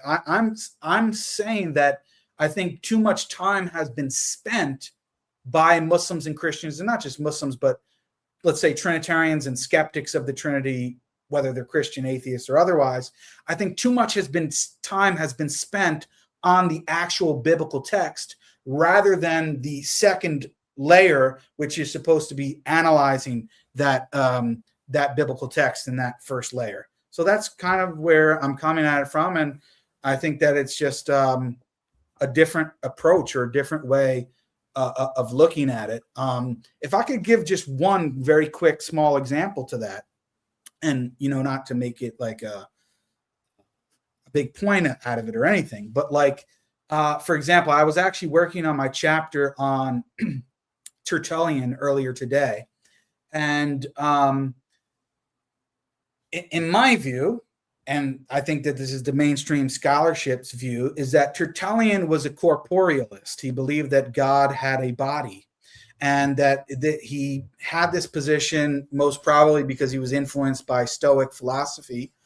And if I'm reading that and I'm reading the primary source, which is Tertullian, I'm saying, wow, I mean, he very clearly just said that God has a body, and he sounds like he's saying that God is corporeal and all these kind of things.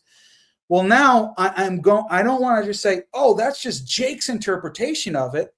I go to St. Augustine, who's a giant in the church, and I read him, and he interprets Tertullian in the exact same way and basically chides him and criticizes him for saying that God has a body.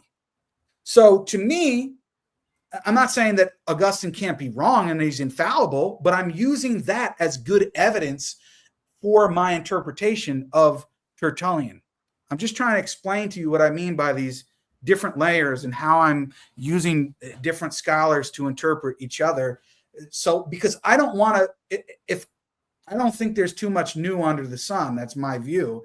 And because of that, I'm not trying to come up with a unique hypothesis and book here that's like, oh, Jake Brancatella's musings on the New Testament and the ante-Nicene fathers. No, I'm trying to present what I think is standard modern scholarship along with what, the primary sources actually say from the church fathers. So anyway, sorry for rambling, but I just want to kind of give an example for where I'm coming from, that I'm not just going to say, oh, Tertullian said this is Jake's opinion. No, I'm going to bring modern scholars to show that I'm interpreting correctly. And if I can, give other earlier Christian scholars like Augustine to back up my interpretation and say, yeah, he is saying this.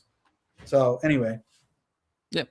Let's get to some super chats here. If either of you guys need to take off, I'll just go through them. It's perfectly fine. I'll hold out, and I'm going to bed. Distracting Game says, Jake, what convinced you to become a Muslim? Wow. Okay. I mean, that's a long question, question to answer, but in short, I essentially was always a Muslim, but I never knew it. I don't mean in the simplistic way. I was raised Christian, but I'm not Catholic, but I'm not one of those people that claim like, oh yeah, I was a born again Christian and I was so into the religion and all of that. No, I kind of always believed in God, but certain fundamental things in Christianity never made sense to me.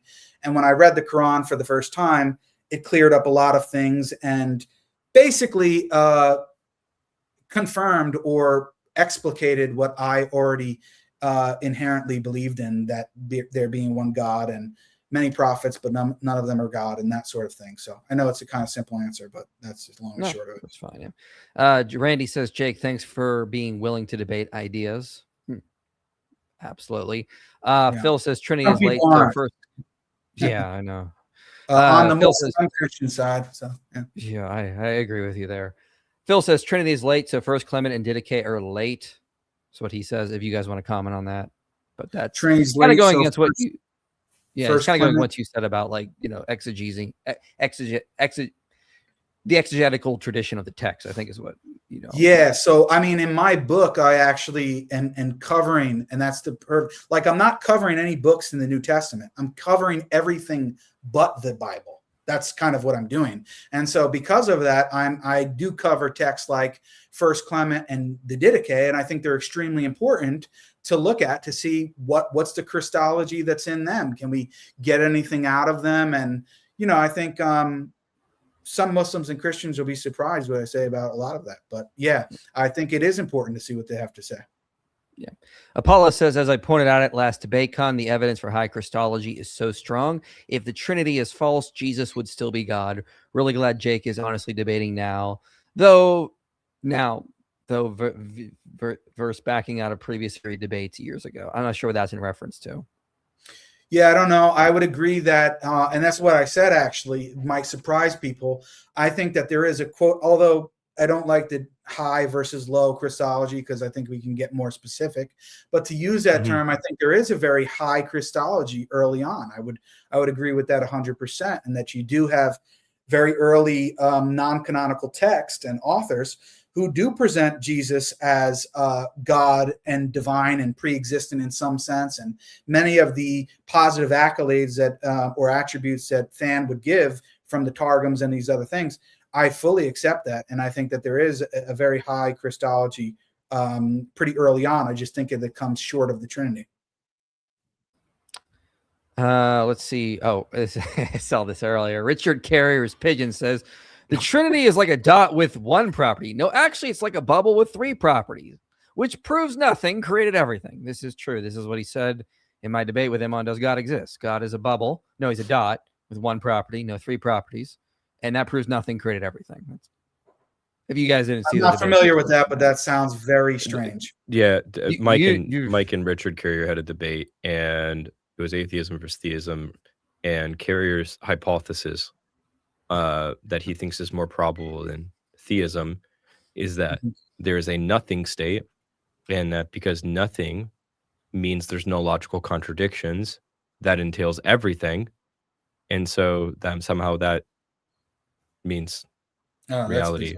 Yeah, that's but it's not that. Then he changed it to a dot with one property, then a bubble with three properties, and it just kept going downhill. It was insane. Yeah, no, that's weird. Jake, even though we disagree, respect to you for having these discussions with Christians. I pray for your health and hope you meet the true God, the Christ. Yeah, thanks. I mean, I just do want to comment on that. I wish that there could be more conversations like this. I think for a lot of reasons there aren't, and it's unfortunate. But yeah, I wish that there were. I agree with that. Question for Jake. This is from Lame Apologetics. Jake, why do you interpret First Apology chapter 6 as Jesus being an archetype of an angel? Maybe he's referring to something that I said in the past. I don't know, but I don't recall that. I don't interpret Jesus as being an archetype of an angel based upon that passage. I think that's the passage that seems like there's angelic worship involved. Is that it? I think that's the one. Oh wait, is this the passage where Justin is kind of sloppy with his Greek and he says something like, "We give worship to the Lord Jesus Christ," blah blah blah, and then he introduces another clause and he says, "and to the angels," right? Yeah. Chapter 6 of the First Apology. No, that says. There's nothing in here about worship. It looks like. I don't know. Wait a minute. I'll just read it. It says but both him and the Son who came forth from him and taught us these things, and the host of the other good angels who follow and are made like him, and the prophetic spirit we worship and adore, knowing them in reason and truth, declaring without grudging to everyone. Yeah, that's the passage we were both thinking of.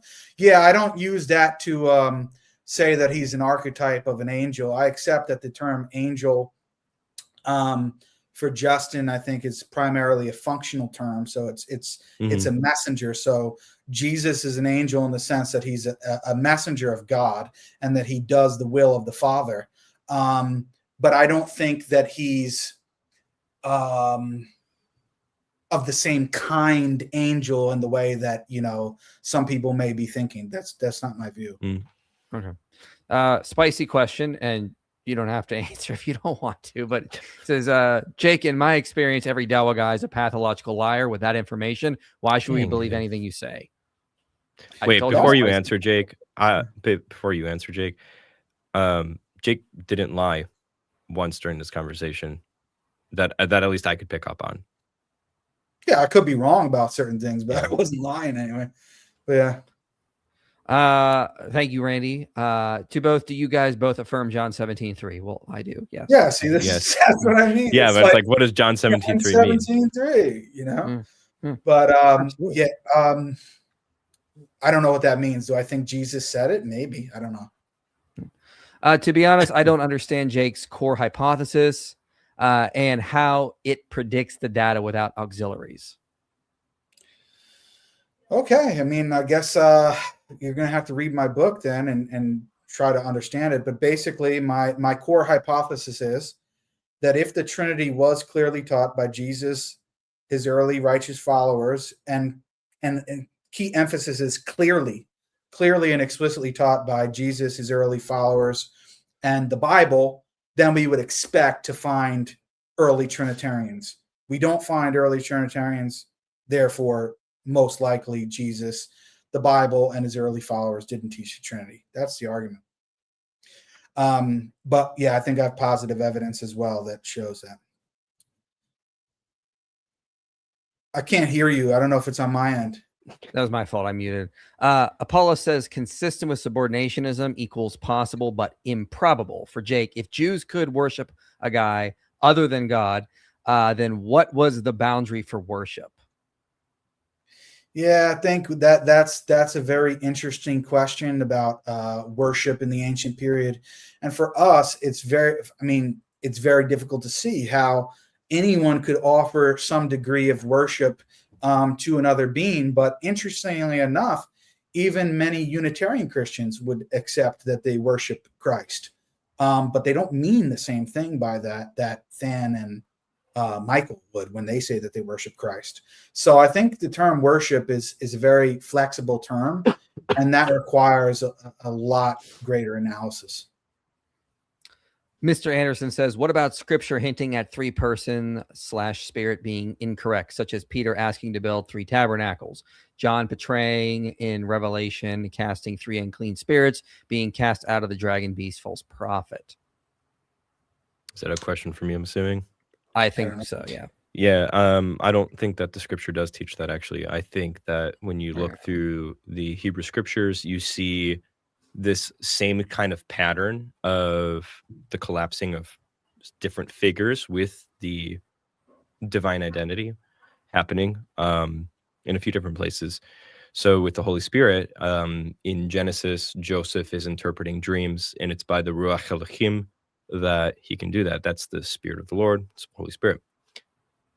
And basically, Joseph is able to interpret dreams. The Pharaoh asks him, who is this man who can interpret dreams?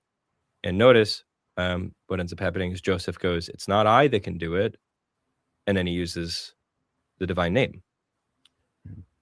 But the problem is he knows, the text says he's doing it by the Ruach Elohim. And then he says it's by God that he can do it. So now you can find places like that throughout the Hebrew Bible, and in the New Testament, I would argue you find a continuity with this blurring of the lines of the identity of the Spirit and the divine identity. So comment for Jake. It says, I feel like the most Jake is showing is that Jews were just subordinationists and Christians are the ones bringing that back to monotheism. Okay. I mean, if that's what you feel, I can't say anything else, but my position is that the sort of logos theology or 2 powers in heaven view is inherently subordinationist, and I think that's true for both early Jews and Christians. So I don't know what you mean by getting back to monotheism. Apollo said Nicaea versus Logos difference is verbosity, not Christology. Church versus Logos. Jews is different because the amount of titles applied is more, not greater kind. Yeah, I disagree. I think laughing at the grammar of the super chat. Yeah, I think that's the key thing, and where even Michael and I have gone back and forth in videos on this thing. I think the Trinitarians are trying to say, oh, it's just a difference in language and vocabulary. You can't expect this sort of Nicene anachronism of using the same terms in the same way back then. And I'm saying, no, it's not just a difference in vocabulary. It's actually a difference in belief. And that's what I really wanted to get down further with Than on, because that's the same thing that you keep stressing. It's like you keep stressing that it's just a difference in vocabulary and language and certain categories that weren't used at the time. And I'm saying, no, it's more than that. But what I want to get down to further is, how do we actually judge whether it's more than that? How do we actually judge whether or not it is more than just a difference in language? Distracting Games is back for another spicy comment. He says, Jake, you accuse Mike of misrepresenting Quran and tafsirs, yet the people who lie about and misrepresent both all the time have all been Muslims. There isn't a legitimate case for Islam. So you can answer that or not. I don't think I really accused Michael of misrepresenting Quran and tafsir. If I remember correctly, my primary point was, I don't really care what Mike's tafsir of anything is. Unless he demonstrates some familiarity with the text and language, or he actually appeals to authentic scholarship that I would accept. That's what I said. Let's see. Here's another one. Jake, what does the Quran say the Trinity is? Perhaps you should have an argument against what the Quran says the Trinity is, as that is the version of the Trinity what Muhammad opposed. I think the Quran does not accept any form of the Trinity. All right. Here, comment, I guess. Beware lest any man spoil you through philosophy and vain deceit, after the tradition of man, after the rudiments of the world, and not after Christ. For in him dwelleth all the fullness of the Godhead bodily. Colossians 2, verses 8-9 discuss. I don't know what he's trying to say. I don't think we've been using too much philosophy in this conversation. I think what he's trying to think is this Colossians 2 has the fullness of deity dwells in him. And so they want you to discuss that specifically. Yeah, I think it's a strong passage to bring up as evidence that Jesus is divine. I mean, I don't know what else you want me to say, but would you say that's consistent with a Jewish monotheistic belief? Or would you say that's pushing towards like some sort of like polytheistic subordination, as he's a different God? I think it's underdetermined. I think it could go either way, but I can see, and that's what I'm sensitive to. I can see why a Trinitarian would read that passage and say, look, Jesus is fully divine, and he's certainly different. As I said before, he's certainly different than whatever he is. He's certainly different person than the Father. So, wow, I mean, it kind of looks like you have some type of binitarian idea here. I'm sympathetic to that reading, and I don't think it's completely ridiculous. Well, I appreciate that. Based. I don't know how to pronounce his name, but he says, I appreciate Jake coming on to talk, but clearly Than threw the whole thing when he didn't just state his case and then flexed. You should have just, flexed. Come on. I wore a sweatshirt for a reason. Jake, people always make fun of me because shirts fit really tightly on me. That's all that's happening here. Oh, okay. Distracting Games is back. He's got two here, so I'm going to read both of them.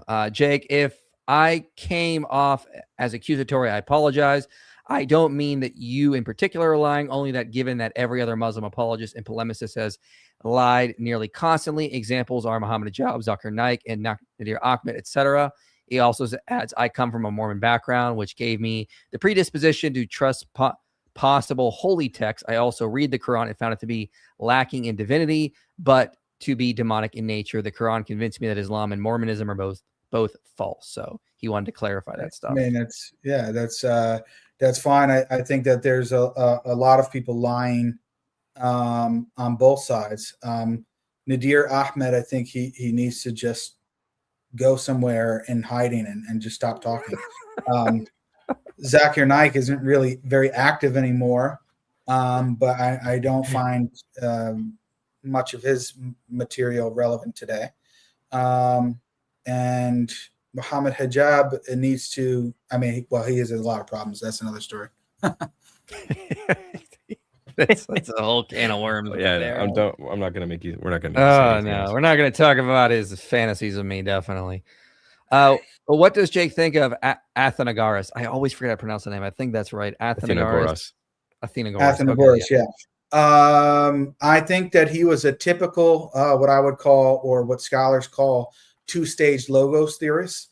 So he is somebody who believed that the word, you can say, was eternal in the sense that it's sort of like an attribute, something within God. And then at the moment prior to creation, God emits this word, and that's the second stage in which he exists outside of God. And then he's sort of a conduit by which God creates everything else. So that's my view of Athenagoras. I think I can back that up with text. I've got them in front of me, but I don't want to waste too much time. And I think that's a pretty standard view, actually, amongst the second century apologists. He says, Jake, couldn't it be that Justin says two gods because the theological language was just nuanced early on? It could be if it was just only that, but if you analyze his entire corpus of writings, I think it becomes clear that it's much more than that, that it's not only that, because he explicitly says, for example, a very striking passage in Dialogue with Trypho, chapter 60. He not only says that he's another God, he says it another way. He says, it will not be the Most High God who appeared to Abraham, Isaac, and Jacob. So he explicitly says he's not the Most High God. So I don't see how you can interpret that another way. You don't think that can just fall in the nuanced language of him referring to the Father there? No, because if you have two gods, in his language, you have two gods, Father and Son, and then you look at Justin's explanation, which I think is extremely important. If you look at Justin's explanation in many of these early church fathers and writers as to why they explain that these Old Testament appearances are the Son rather than the Father. Modern Trinitarianism will tell you that it's just based upon the choice or the free will within the Trinity that they decided that the Son appeared rather than the Father. But if you look at what Justin Martyr says and what pretty much all of these early authors say who talk about these Christophanies, it's not just based upon an arbitrary willing within the Trinity that the Son appears rather than the Father. It's much more than that. It's as if the Father literally doesn't have the ability to become incarnate. And that's just incommensurate with later Trinitarianism. So I think when you analyze the reasoning why Justin is calling him another God and assuring you that it can't be the Father who was seen, I think the picture becomes clearer. Yeah. Just go ahead. That I think that's a really interesting point, because maybe that's something to hash out more, even just privately if you want to, Jake, because I think where you and I are at odds there is you're reading that Logos theology of the transcendence and immanence thing as subordinationist, and then Athanasius is reading this not as subordinationism, but as a tool that the Arians can use, and this is why we're getting rid of it. I think, there's a lot of complicated stuff there. We can hash it out over text or something if you want.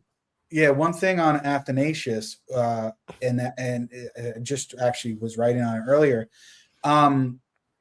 If you're familiar, one of the most quoted passages is in the early Christian church is Proverbs chapter 8, which talks about God's wisdom, right?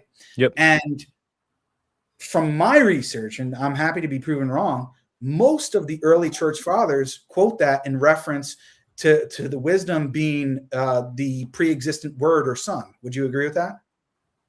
A lot do. And then are you going to point at the fact of what the Hebrew word means in the Septuagint? Okay. No. I mean, that people can do that on their own. But what I'm going to point to is that Athanasius, in his time, the Arians used that passage, Proverbs 8, to try to prove that, okay, if you believe that this is about the Son, then, as you said, the word there portrays the figure as created, and therefore the Arians were using that as a proof text.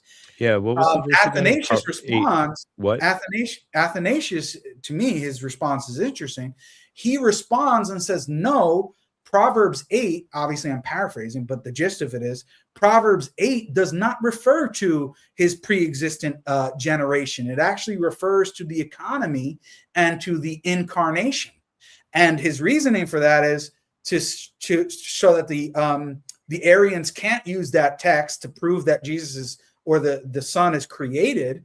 And if he didn't believe that actually had force, then he wouldn't have to go to that route. So he's actually kind of conceding that the apparent of the text is that whatever that's talking about is referring to creation.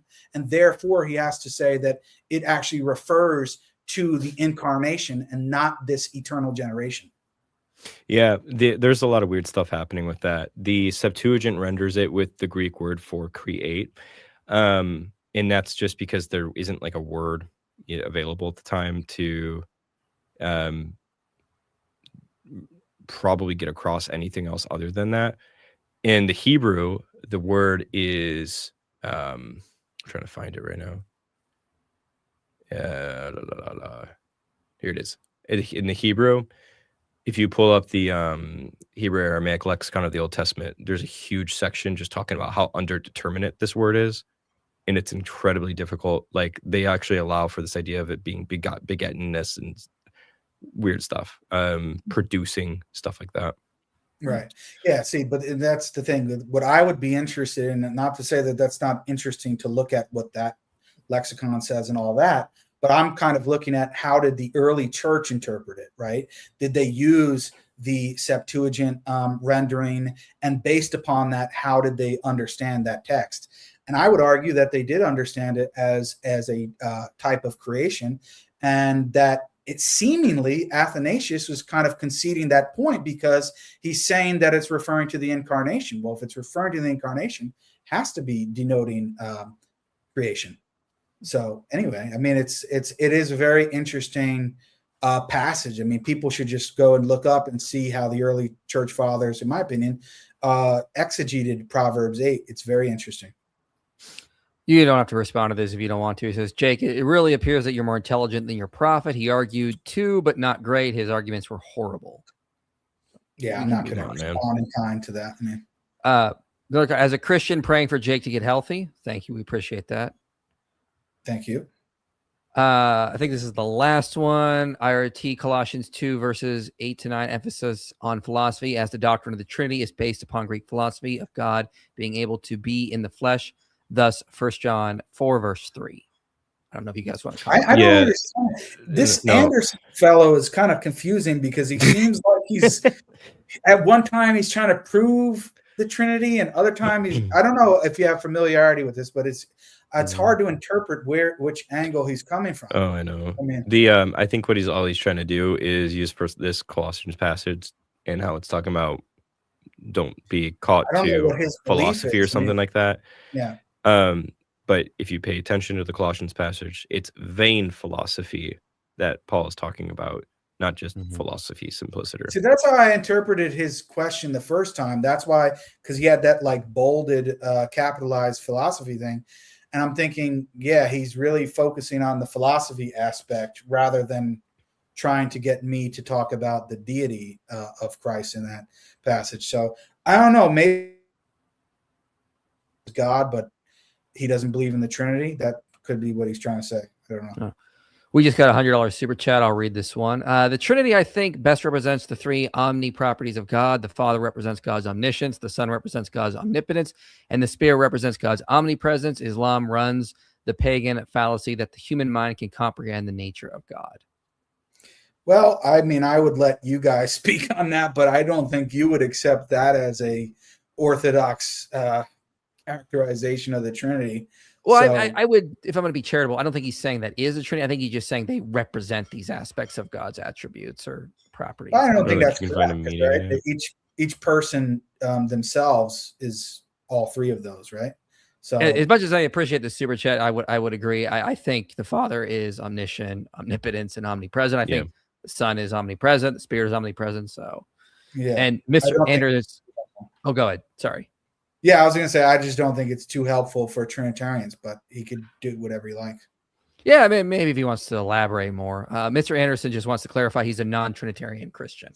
Yeah, I figured. I think he's scared to say he's a modalist. I think that's what I actually feel, that he's a modalist and he's scared to actually say that. But that's he's running. Sorry, Mr. Anderson, I cannot agree. That is an oxymoron. There's no such thing as a non-Trinitarian Christian. Anyway, thanks for coming, Jake. We appreciate it. You have that view.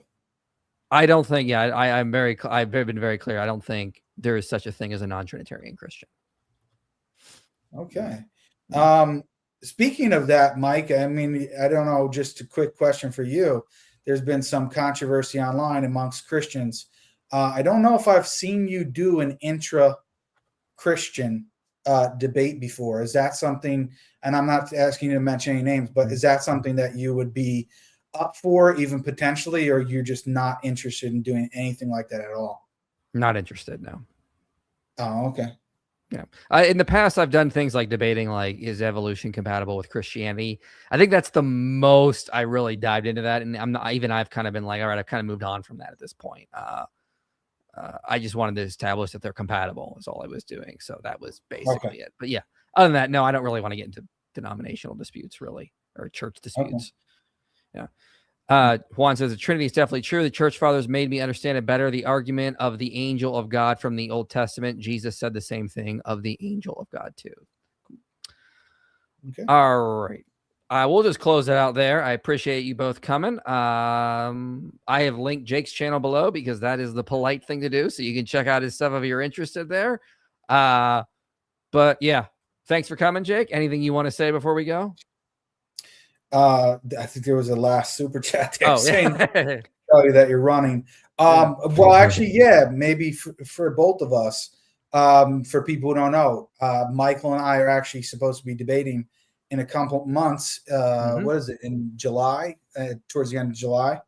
So July, yeah, I don't think either of us is running from that. We hopefully will both be there. Yeah, and I like people who, like, I initially put this in this. It was not a dig at Than. I think, Michael, when you commented on it, actually, you kind of misunderstood, because Than knows that I have spoken to him privately. And, we had mentioned talking about other things in the past. It had nothing to do with this. And he was like, oh, I'm not really much into the debates and stuff like that. And I'm like, yeah, I understand. So when I put that post originally about the video, I wasn't trying to take a dig at Than. I was literally saying, I don't think he would really want to do this. So okay. Anybody else? I understand. Oh yeah. No, I appreciate you clarifying. Yeah, that was a genuine, actual comment. Yeah. It wasn't like a dig at my mistake. My mistake. I thought it was a dig, but yeah, no, it was not. I mean, and then we wound up coming on, and it wasn't really a debate; it's more of a discussion. But yeah, but what I was trying to link that to is Muslims and Christians. Look, not everybody has to debate. Not everybody has to be a debater. It's perfectly fine. People can make their own content how they want. But if you're going to challenge people to debates, and you're going to be braggadocious and, even calling people out by name and acting like you're going to debate them, then just do it, dude. Like, just make it happen. So, yeah, I don't have a problem with people, because I have actually good friends of mine who I respect as Muslims that I think are senior to me in knowledge. And I go to them with questions, but they say, Jake, we're not really good at debating. We're not good at thinking quick on our feet and being witty and things like that. And, there's a lot more to debates than just knowledge. Yeah. So that's the thing. I don't have a problem with that at all. But what I have a problem with is if you're going to challenge people to debates and like, yeah, hey, I'm come here at this time and I'm going to debate you here, or, and we have an idea of some people who do these kind of things, then yeah, you should be willing to debate. And if not, then you just kind of make yourself look silly. So yeah, that wasn't a dig at Than or my original comment at all. I just thought that he genuinely wouldn't be interested.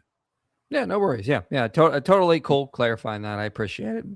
Apologize for taking that out of context. But anyway, thanks for coming, man. We appreciate the conversation. I'm going to close this out and we can all get some sleep here, except for me. All right. Because it's early where I'm at. So I'll talk to you guys later. All right. Take care.